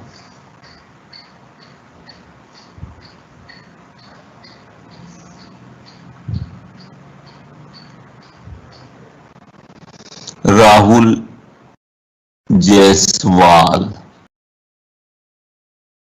सामान्य तौर पे बलुआही दोमट मिट्टी फूलों की खेती के लिए उचित होती है, और भूमि ऐसी हो जिसमें जल भराव यानी वाटर लॉगिंग ना होती हो और बरसात का पानी उसमें भरता ना हो, वो निकल जाता हो, तो इस तरह की भूमि उचित होती है।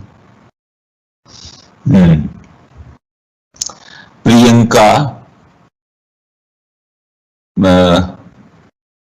सर मेरा क्वेश्चन है कि अगर हमारा सब्जेक्ट एग्रीकल्चर नहीं हो तो हम कृषि के फील्ड में कैसे आ सकते हैं, उसके लिए हमें क्या करना होगा? जी, देखिए क्या है, आपका जो भी विषय है, जब आप दूसरे विषय को पढ़ना शुरू करेंगे तो उसमें आपको जानकारी मिलेगी। अगर आप वर्मी कंपोस्टिंग करना चाहते हैं तो कृषि पढ़ने की क्या जरूरत है, ऐसे भी किया जा सकता है। जितना हम काम करना है उतना जो कृषि विशेषज्ञ से हमने सीख लिया उतना काम हमने किया, तो वो काम हो गया।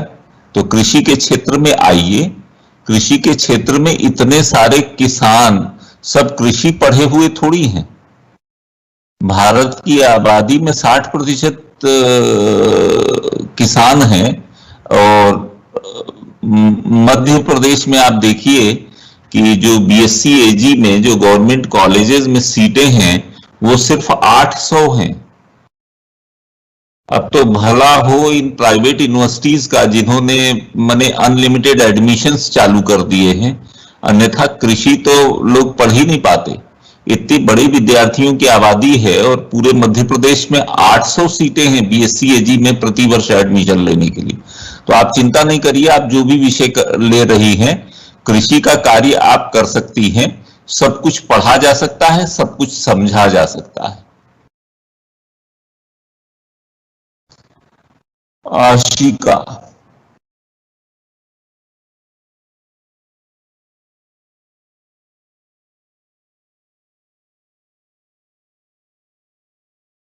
परियोजना लागत क्या होती है सर? बहुत अच्छा आपने बात किया। यहीं से तो मैं मेरी बात खत्म हो रही थी।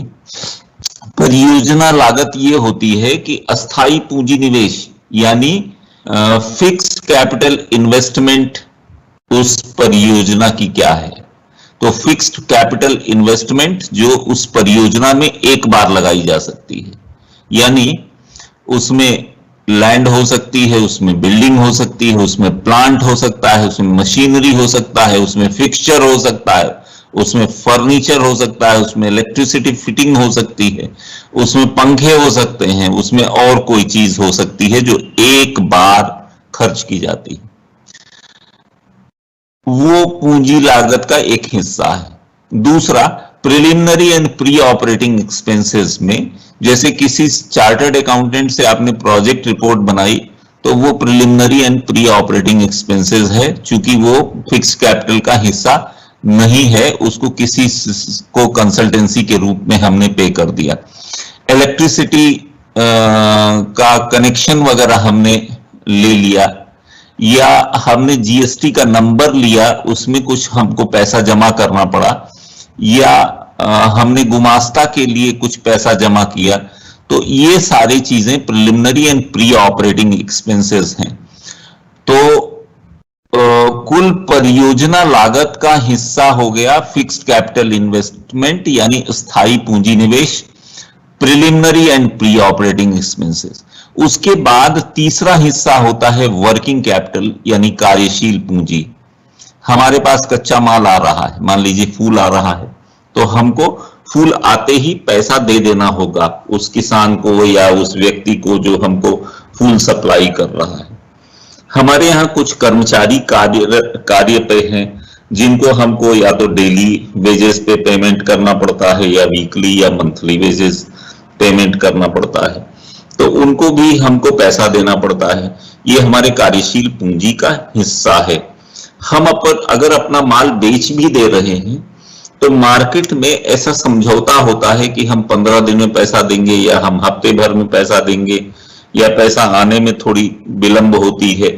तो उस तरह से हमको पैसा फंसा हुआ रहता है, तो ये हमारा कार्यशील पूंजी का हिस्सा होता है ना। तो अगर हम स्थायी पूंजी निवेश, preliminary and pre operating expenses और कार्यशील पूंजी निवेश यानी कच्चा माल में क्या पैसा फंसा होगा, हमारे कर्मचारियों का वेतन में क्या पैसा हमने लगा दिया है, कुछ माल हमारे दुकान में स्टॉक में पड़ा हुआ है, और कुछ उधार बिक्री हमने कर दी तो इतना पैसा फंसा हुआ है, ये सब जोड़ के, यानी या महीने में बिजली की बिल आ जाएगी, उपयोगिता में पानी में इतना खर्च होगा, तो ये सारी चीजें जोड़ के यानी fixed capital expenditure, preliminary and pre operating expenditure और वर्किंग कैपिटल का एक्सपेंडिचर, ये सबको जोड़ अगर दिया जाता है तो ये कुल परियोजना लागत होती है। ठीक है ना। एक बार और समझा दूं आपको कि निश्चित पूंजी लागत माने अस्थायी पूंजी निवेश, जिसमें land, building, plant, machinery, fixture, furniture, ये हमारा अस्थायी पूंजी निवेश है। दूसरा, preliminary and pre operating expenses यानी ऐसे खर्चे जो निश्चित पूंजी लागत में शामिल नहीं हो सक रहे हैं और कार्यशील पूंजी लागत में भी शामिल नहीं हो सक रहे हैं, तो वो हमारी preliminary and pre operating expenses हैं, वो देख लें आप। और उसके बाद जो वर्किंग कैपिटल एक्सपेंसेस है, तो इसमें कच्चा माल का स्टॉक, अर्धनिर्मित माल का स्टॉक, तैयार माल का स्टॉक, उधार बिक्री, उसके बाद 1 माह का कर्मचारियों का वेतन, 1 माह का उपयोगिता व्यय यानी बिजली पानी पे खर्च, ये सब चीजें, और 1 माह का मिसलेनियस एक्सपेंसेस, अदर एक्सपेंसेस, इतना सब जोड़ लेंगे तो ये कार्यशील पूंजी होगी। यानी निश्चित अस्थायी पूंजी निवेश, preliminary and pre operating expenses और कार्यशील पूंजी, तीनों जोड़ के कुल परियोजना लागत बनती।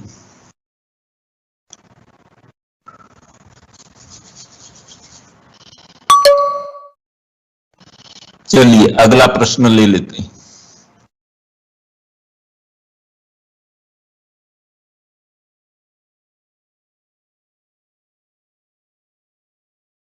हाँ, वो उद्यमिता विकास संस्थान में अभी कोई ट्रेनिंग होती है? होती है तो कौन कौन सी होती है? उद्यमिता विकास संस्थान में बहुत सारी ट्रेनिंग प्रोग्राम होता है, और आप जिस जिले में भी हैं उस जिले के जिला व्यापार एवं उद्योग केंद्र में आप चले जाएं, और जिला व्यापार एवं उद्योग केंद्र में उद्यमिता विकास केंद्र के जो जिला समन्वयक हैं उनसे मिलके जिले में होने वाले प्रशिक्षण के बारे में जानकारी ले सकते हैं। और जो एग्री क्लिनिक और एग्री बिजनेस सेंटर का जो मैंने पाठ्यक्रम बताया था, तो उसका प्रशिक्षण हम लोग भोपाल में शुरू करेंगे अप्रैल माह से।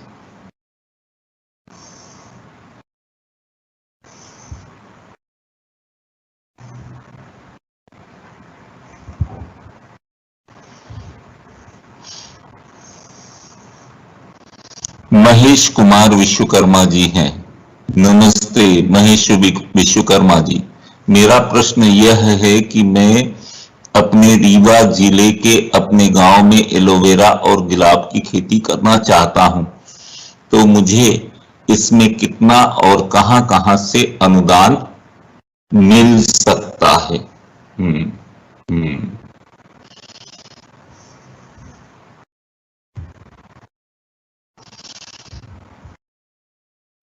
मैंने अनुदान की बात बताई। एक तो अगर आप agree clinic agri business centre शुरू करते हैं और हमारे यहाँ भोपाल में इसका प्रशिक्षण कार्यक्रम होने वाला है, तो उसमें अगर आप भाग ले लेंगे तो उसके हिसाब से 36% या 44% जो भी अनुदान की पात्रता आपकी होगी वो अनुदान आपको मिल जाएगा। रही बात एनएचबी के अनुदान से या नेशनल हॉर्टिकल्चर मिशन के अनुदान के बारे में, तो रीवा जिले में संयुक्त संचालक उद्यान का कार्यालय है। कमिश्नर के ऑफिस के ठीक सामने संयुक्त संचालक उद्यान का कार्यालय आपको मिलेगा। वहां जाके आप पता कर लीजिए कि डिस्ट्रिक्ट लेवल पे आपको कौन सी सुविधा प्राप्त हो सकती है, कितनी सब्सिडी आपको मिल सकती है।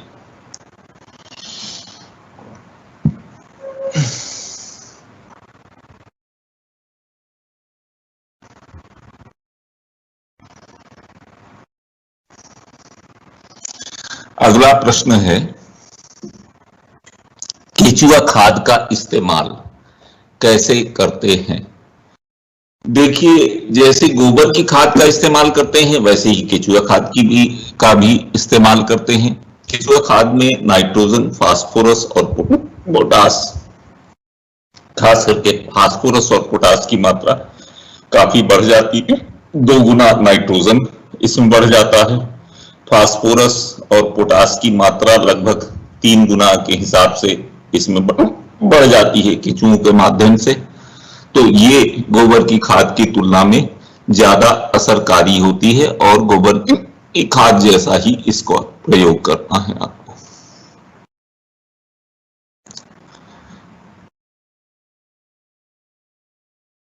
प्रिया द्विवेदी हैं, गुलाब की कौन सी किस्म सबसे अच्छी होती है? देखिए, मैंने सुगंधित गुलाब की 2 किस्में आपको बताई कि अगर आपको तेल निकालना है, इसका गुलाब जल आस्वित करना है, तो रानी साहिबा और नूरजहां 2 किस्में बहुत अच्छी हैं जो सीमैट ने हाल में इजाद की। पॉली हाउस में जो किस्मों का प्रयोग होता है वो महत्वपूर्ण किस्म है। पूरे मध्य प्रदेश और पूरे भारत में टॉप सीक्रेट के नाम से वो किस्म चलती है। और बाकी तरह तरह के रंगीन गुलाब होते हैं, उसको आप नेट पे थोड़ा सर्च करेंगे तो आपको ज्यादा जानकारी मिल जाएगी।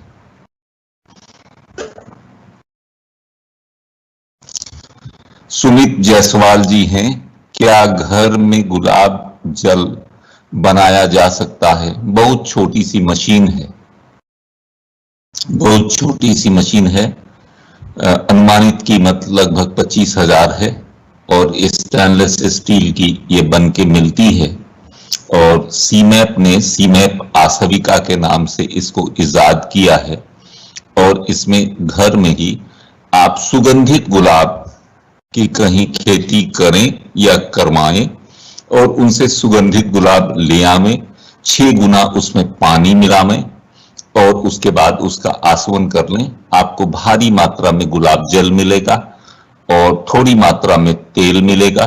तेल बहुत महंगा होता है, करीब 5 लाख रुपए किलो होता है और गुलाब जल भी 60-70 रुपए।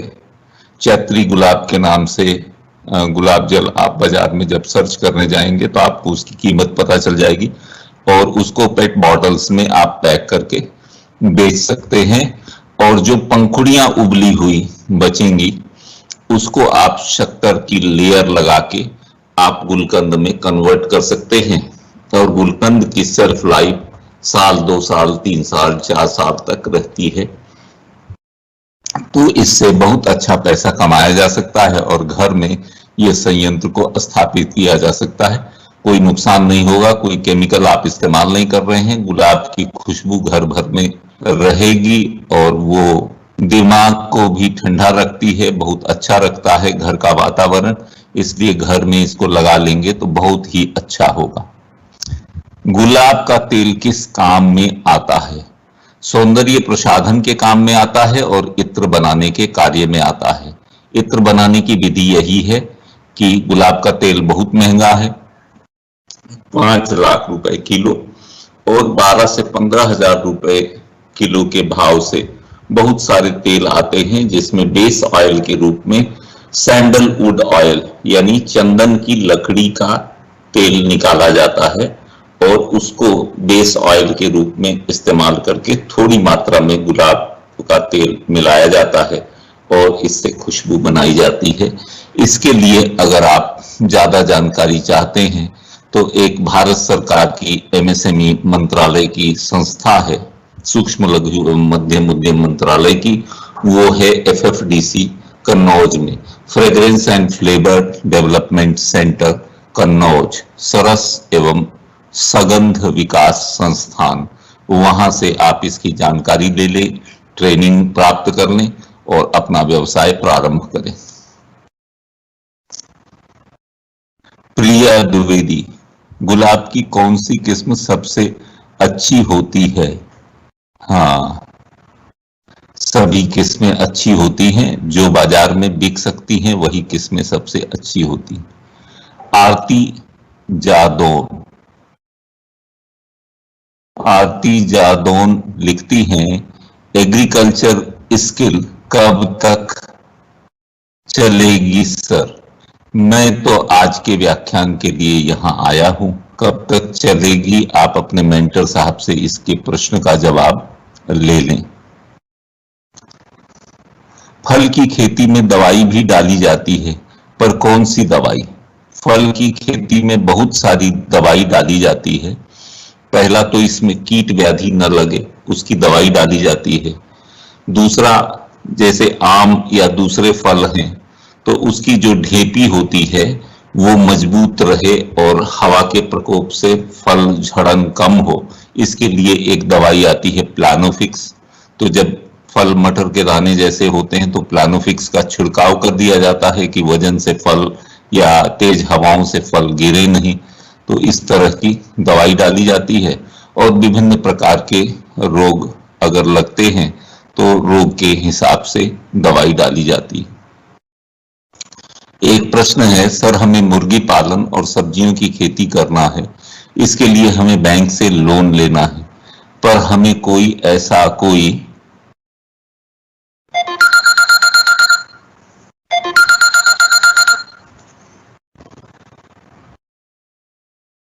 हाँ, ये प्रश्न है, हमें मुर्गी पालन और सब्जियों की खेती करना है, इसके लिए हमें बैंक से लोन लेना है, पर हमें कोई क्या प्रोसेसिंग है, क्या करें जिससे लोन आसानी से मिल जाए।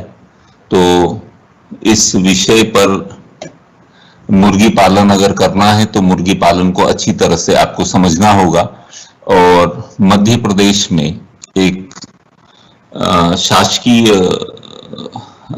कुक्कुट प्रशिक्षण संस्थान है रीवा में। वो हर महीने के पहले दिन से आखिरी दिन तक 1 माह का निःशुल्क प्रशिक्षण कार्यक्रम चलाते हैं।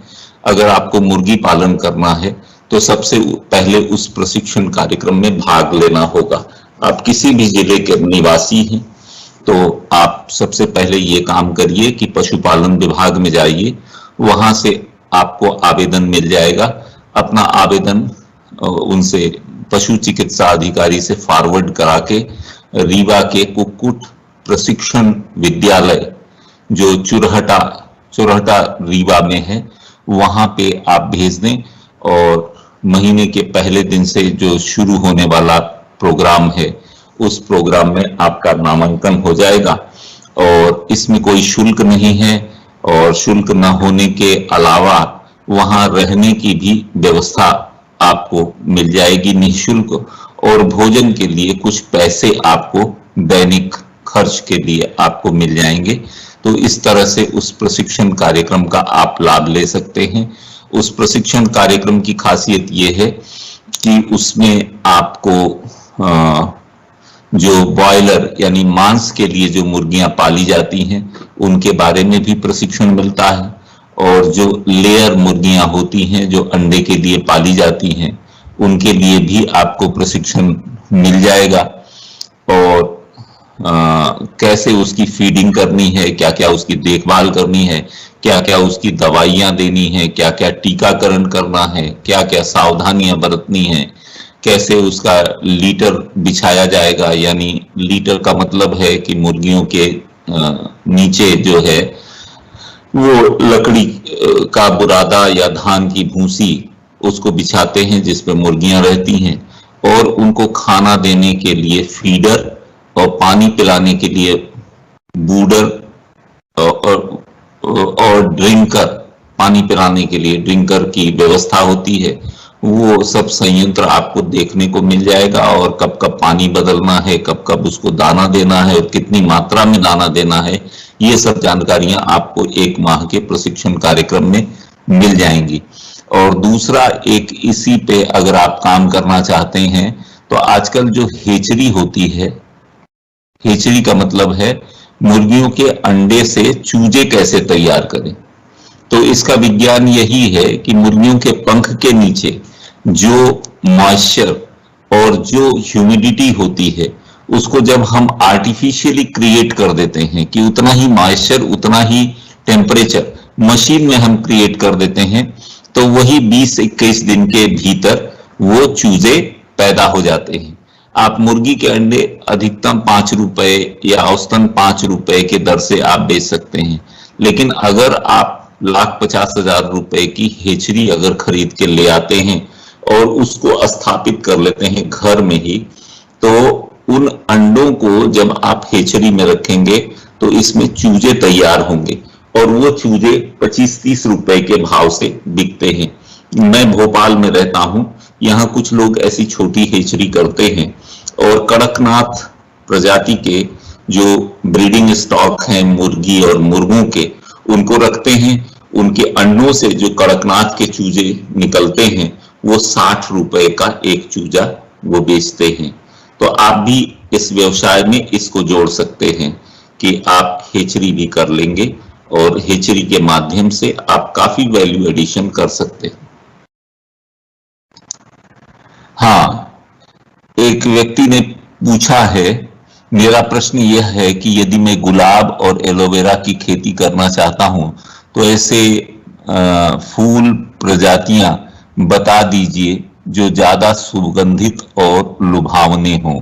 हाँ, गुलाब में तो जो ज्यादा सुगंधित प्रजातियां रानी साहिबा और नूरजहां जो central institute of medicinal and aromatic plant Lucknow के द्वारा इजाद की गई हैं, इसको मैंने बार बार बताया, उसको नोट कर लें। रानी साहिबा है और नूरजहां है, ये सीमैप से लखनऊ से आपको प्राप्त हो जाएगी। इसकी कटिंग, उसकी खेती आप शुरू कर दें। और इसके अलावा जो एलोवेरा है उसकी खेती आप तब करें जब आपको मार्केट कंफर्म हो जाए कि हमारा एलोवेरा यहां बिक जाएगा, क्योंकि ये भी पेरिशेबल आइटम है। 48 घंटे के भीतर इसकी प्रोसेसिंग हो जानी चाहिए।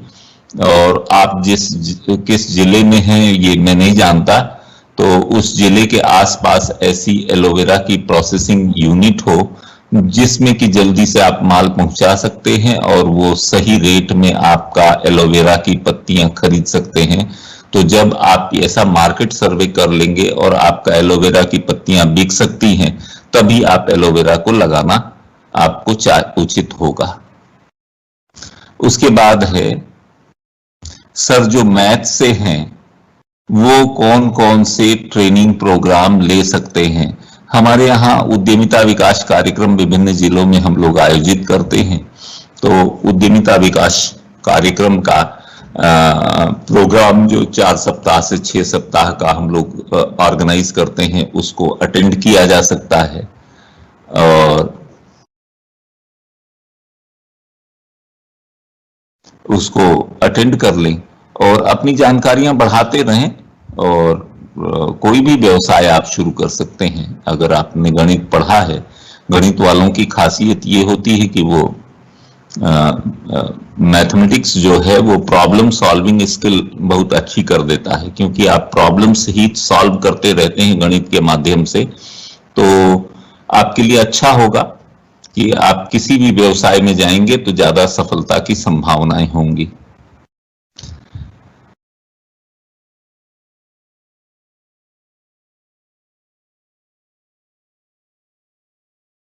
हाँ, एक प्रश्न आया है, गुलाब के पत्ते में कीड़े लग जाते हैं, उसकी दवाई क्या है सर?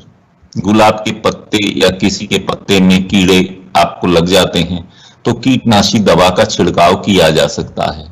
कीटनाशी के रूप में नीम का तेल पानी में घोल के उसका छिड़काव कर दें तो उसमें कीड़े जल्दी बैठेंगे नहीं और उसकी गंध से उस कीड़े पत्ते को खाएंगे नहीं, तो आपकी फसल ज्यादा अच्छी रहेगी।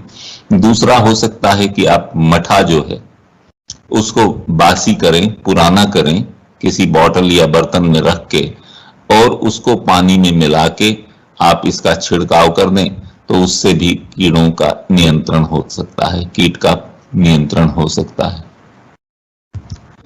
अदिति मिश्रा, सर मुझे ये जानना है कि तरबूज का बीज बोया हुआ है तो वो कितने दिन में निकलेगा? हम समझते हैं कि तरबूज का बीज जो है 8-10 दिन में ये निकल आता है पौधे के रूप में। और विभिन्न तरह के बीज, जैसे कुम्हड़े का बीज है, तरबूज का बीज है, खरबूज का बीज है।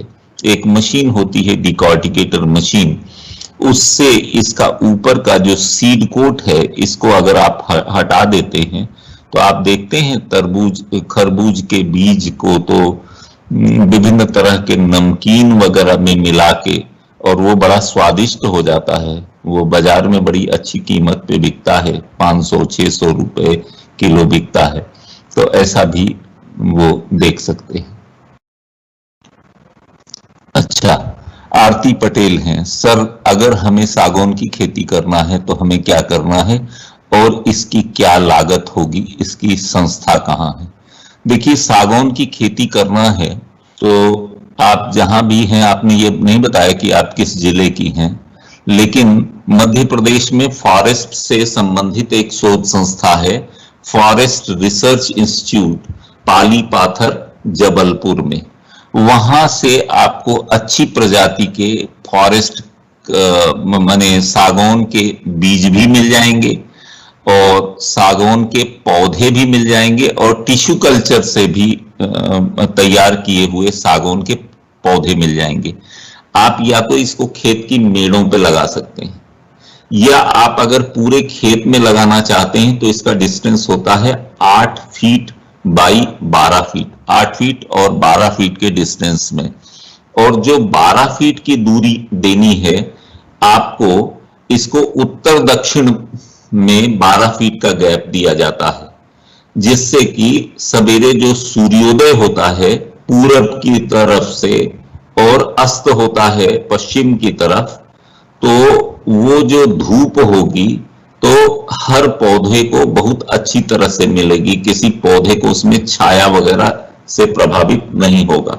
इसलिए 8 फीट बाई 12 फीट पे आप पौधे लगावें और उन पौधों को अच्छी धूप मिले, यानी आप उत्तर दक्षिण की दिशा में जो 12 फीट रखें और पूरब पश्चिम में आप 8 फीट रखें, तो आपके हर पौधों को बढ़िया दिशा भी मिलेगी। और कुछ लोग या इसमें वन विभाग से भी आप संपर्क कर सकते हैं, वन विभाग वाले इसके बहुत अच्छे एक्सपर्ट रहते हैं।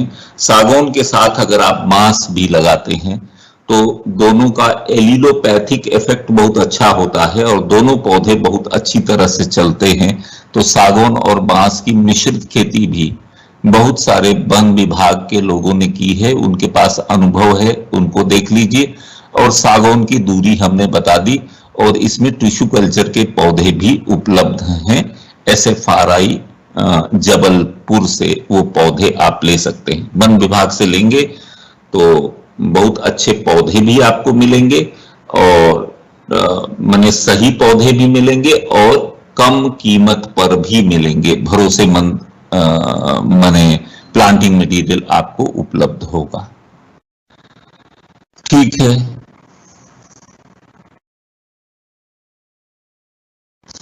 जैविक खाद के प्रयोग करने के बाद भी यदि फसलों में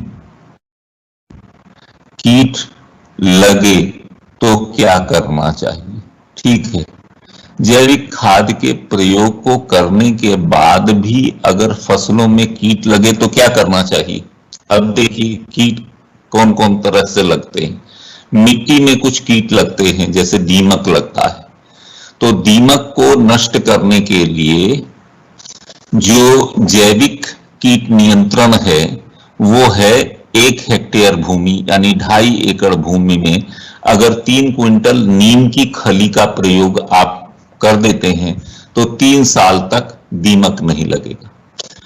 ऊपर जो कीट लगते हैं, जो उसकी पत्तियों में और पौधों के उसमें लगते हैं, तो उसमें जिस तरह के कीट होंगे उस तरह का आप उपचार कर सकते हैं। जैसे नीम के तेल का छिड़काव करके उसको बचा सकते हैं, या इसके अलावा जो पुराना लहसुन पुराना जो मठा है उसमें लहसुन मिर्च वगैरह कुछ मिला के और उसको पानी में घोल के छिड़काव कर दीजिए तो उससे हो जाता है।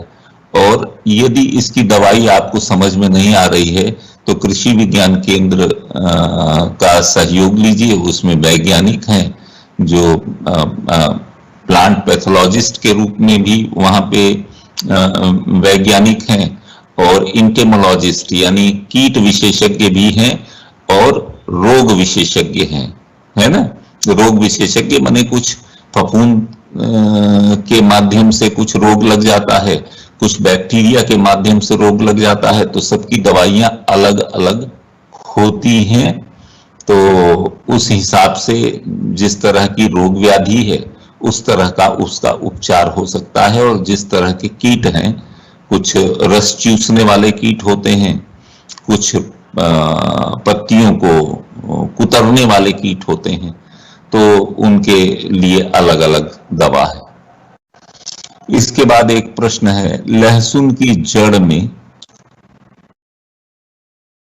पीलापन क्यों होता है?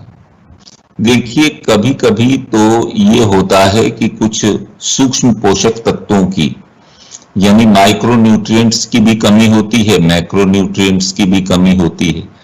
तो वो जो कमी है वो आप एक दो लहसुन के पौधे उखाड़ लें तो हो सकता है कहीं पोटास की कमी के कारण ये हो सकता है, कहीं फास्फोरस की कमी के कारण हो सकता है, या कहीं जिंक, मॉलिब्डेनम या बोरॉन वगैरह की जो माइक्रो न्यूट्रिएंट है उसकी कमी के लिए हो सकता है। तो इसके विशेषज्ञ आपको कृषि विज्ञान केंद्र में मिलेंगे और उनके माध्यम से इस जो शंका है या जो समस्या है इसका उपचार आप कर सकते हैं। गर्मी में कौन से नींबू की किस्में आती हैं एवं लगाई जा सकती हैं?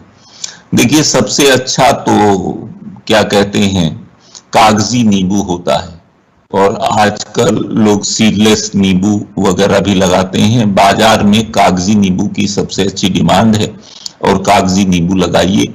किसी भी मौसम में आप लगा सकते हैं, यदि सिंचाई की व्यवस्था हो, ड्रिप इरिगेशन वगैरह कर लें। भूमि का चुनाव में यही सावधानी आपको रखने की जरूरत है कि उस भूमि में बरसात में वाटर लॉगिंग ना हो। पानी अगर भराव होगा तो पौधों की जड़ सड़ सकती है और आपकी पूरी जो उद्यान है वो खराब हो सकता है। इसलिए भूमि के चयन पे सावधानी रखें और उसका जो डिस्टेंस है वो भी कृषि विज्ञान केंद्र या कृषि महाविद्यालय या कृषि विश्वविद्यालय या लिटरेचर देख के आप उस दूरी का पालन करें और 2 फीट बाई 2 फीट के गड्ढे खोदें और उसमें सड़ी हुई गोबर की खाद और कुछ नाइट्रोजन, फास्फोरस, पोटास यानी कुछ डीएपी, कुछ यूरिया और कुछ म्यूरेट ऑफ पोटास मिला के उन गड्ढों को भरें और उसके ऊपर ये लगावें, है ना। तो जो वैरायटी का चुनाव है वो बहुत जरूरी है। सबसे अच्छा जो बिकता है वो यही बिकता है कि माने जो कागजी नींबू है वो बाजार में सबसे महंगे दर पे बिकता है। आरती पटेल जी हैं रीवा में, और आपका जो प्रश्न था वो प्रश्न फिर से एक बार लिख दें आरती। अच्छा, सागौन की खेती के लिए कौन सी प्रजाति सबसे अच्छी होती है? ठीक है। टिश्यू कल्चर से जो प्रजाति आपको मिलती है वो बेस्ट सेलेक्टेड स्पीसीज है सागौन के लिए। कागजी नींबू कहाँ मिलेगा? अब आप कृषि विश्वविद्यालय, कृषि महाविद्यालय, छिंदवाड़ा से आप पूछ रहे हैं, तो गवर्नमेंट की नर्सरी आप देख लें, और आपके यहाँ कृषि महाविद्यालय भी होने वाला है या हॉर्टिकल्चर कॉलेज भी होने वाला है, तो आसपास वहां देख लें। या भोपाल में फ्रूट रिसर्च स्टेशन है, यहाँ बहुत अच्छी प्रजाति के पौधे मिलेंगे, बहुत सस्ते दर पे मिलेंगे। फल अनुसंधान केंद्र है, राजमाता विजयाराजे सिंधिया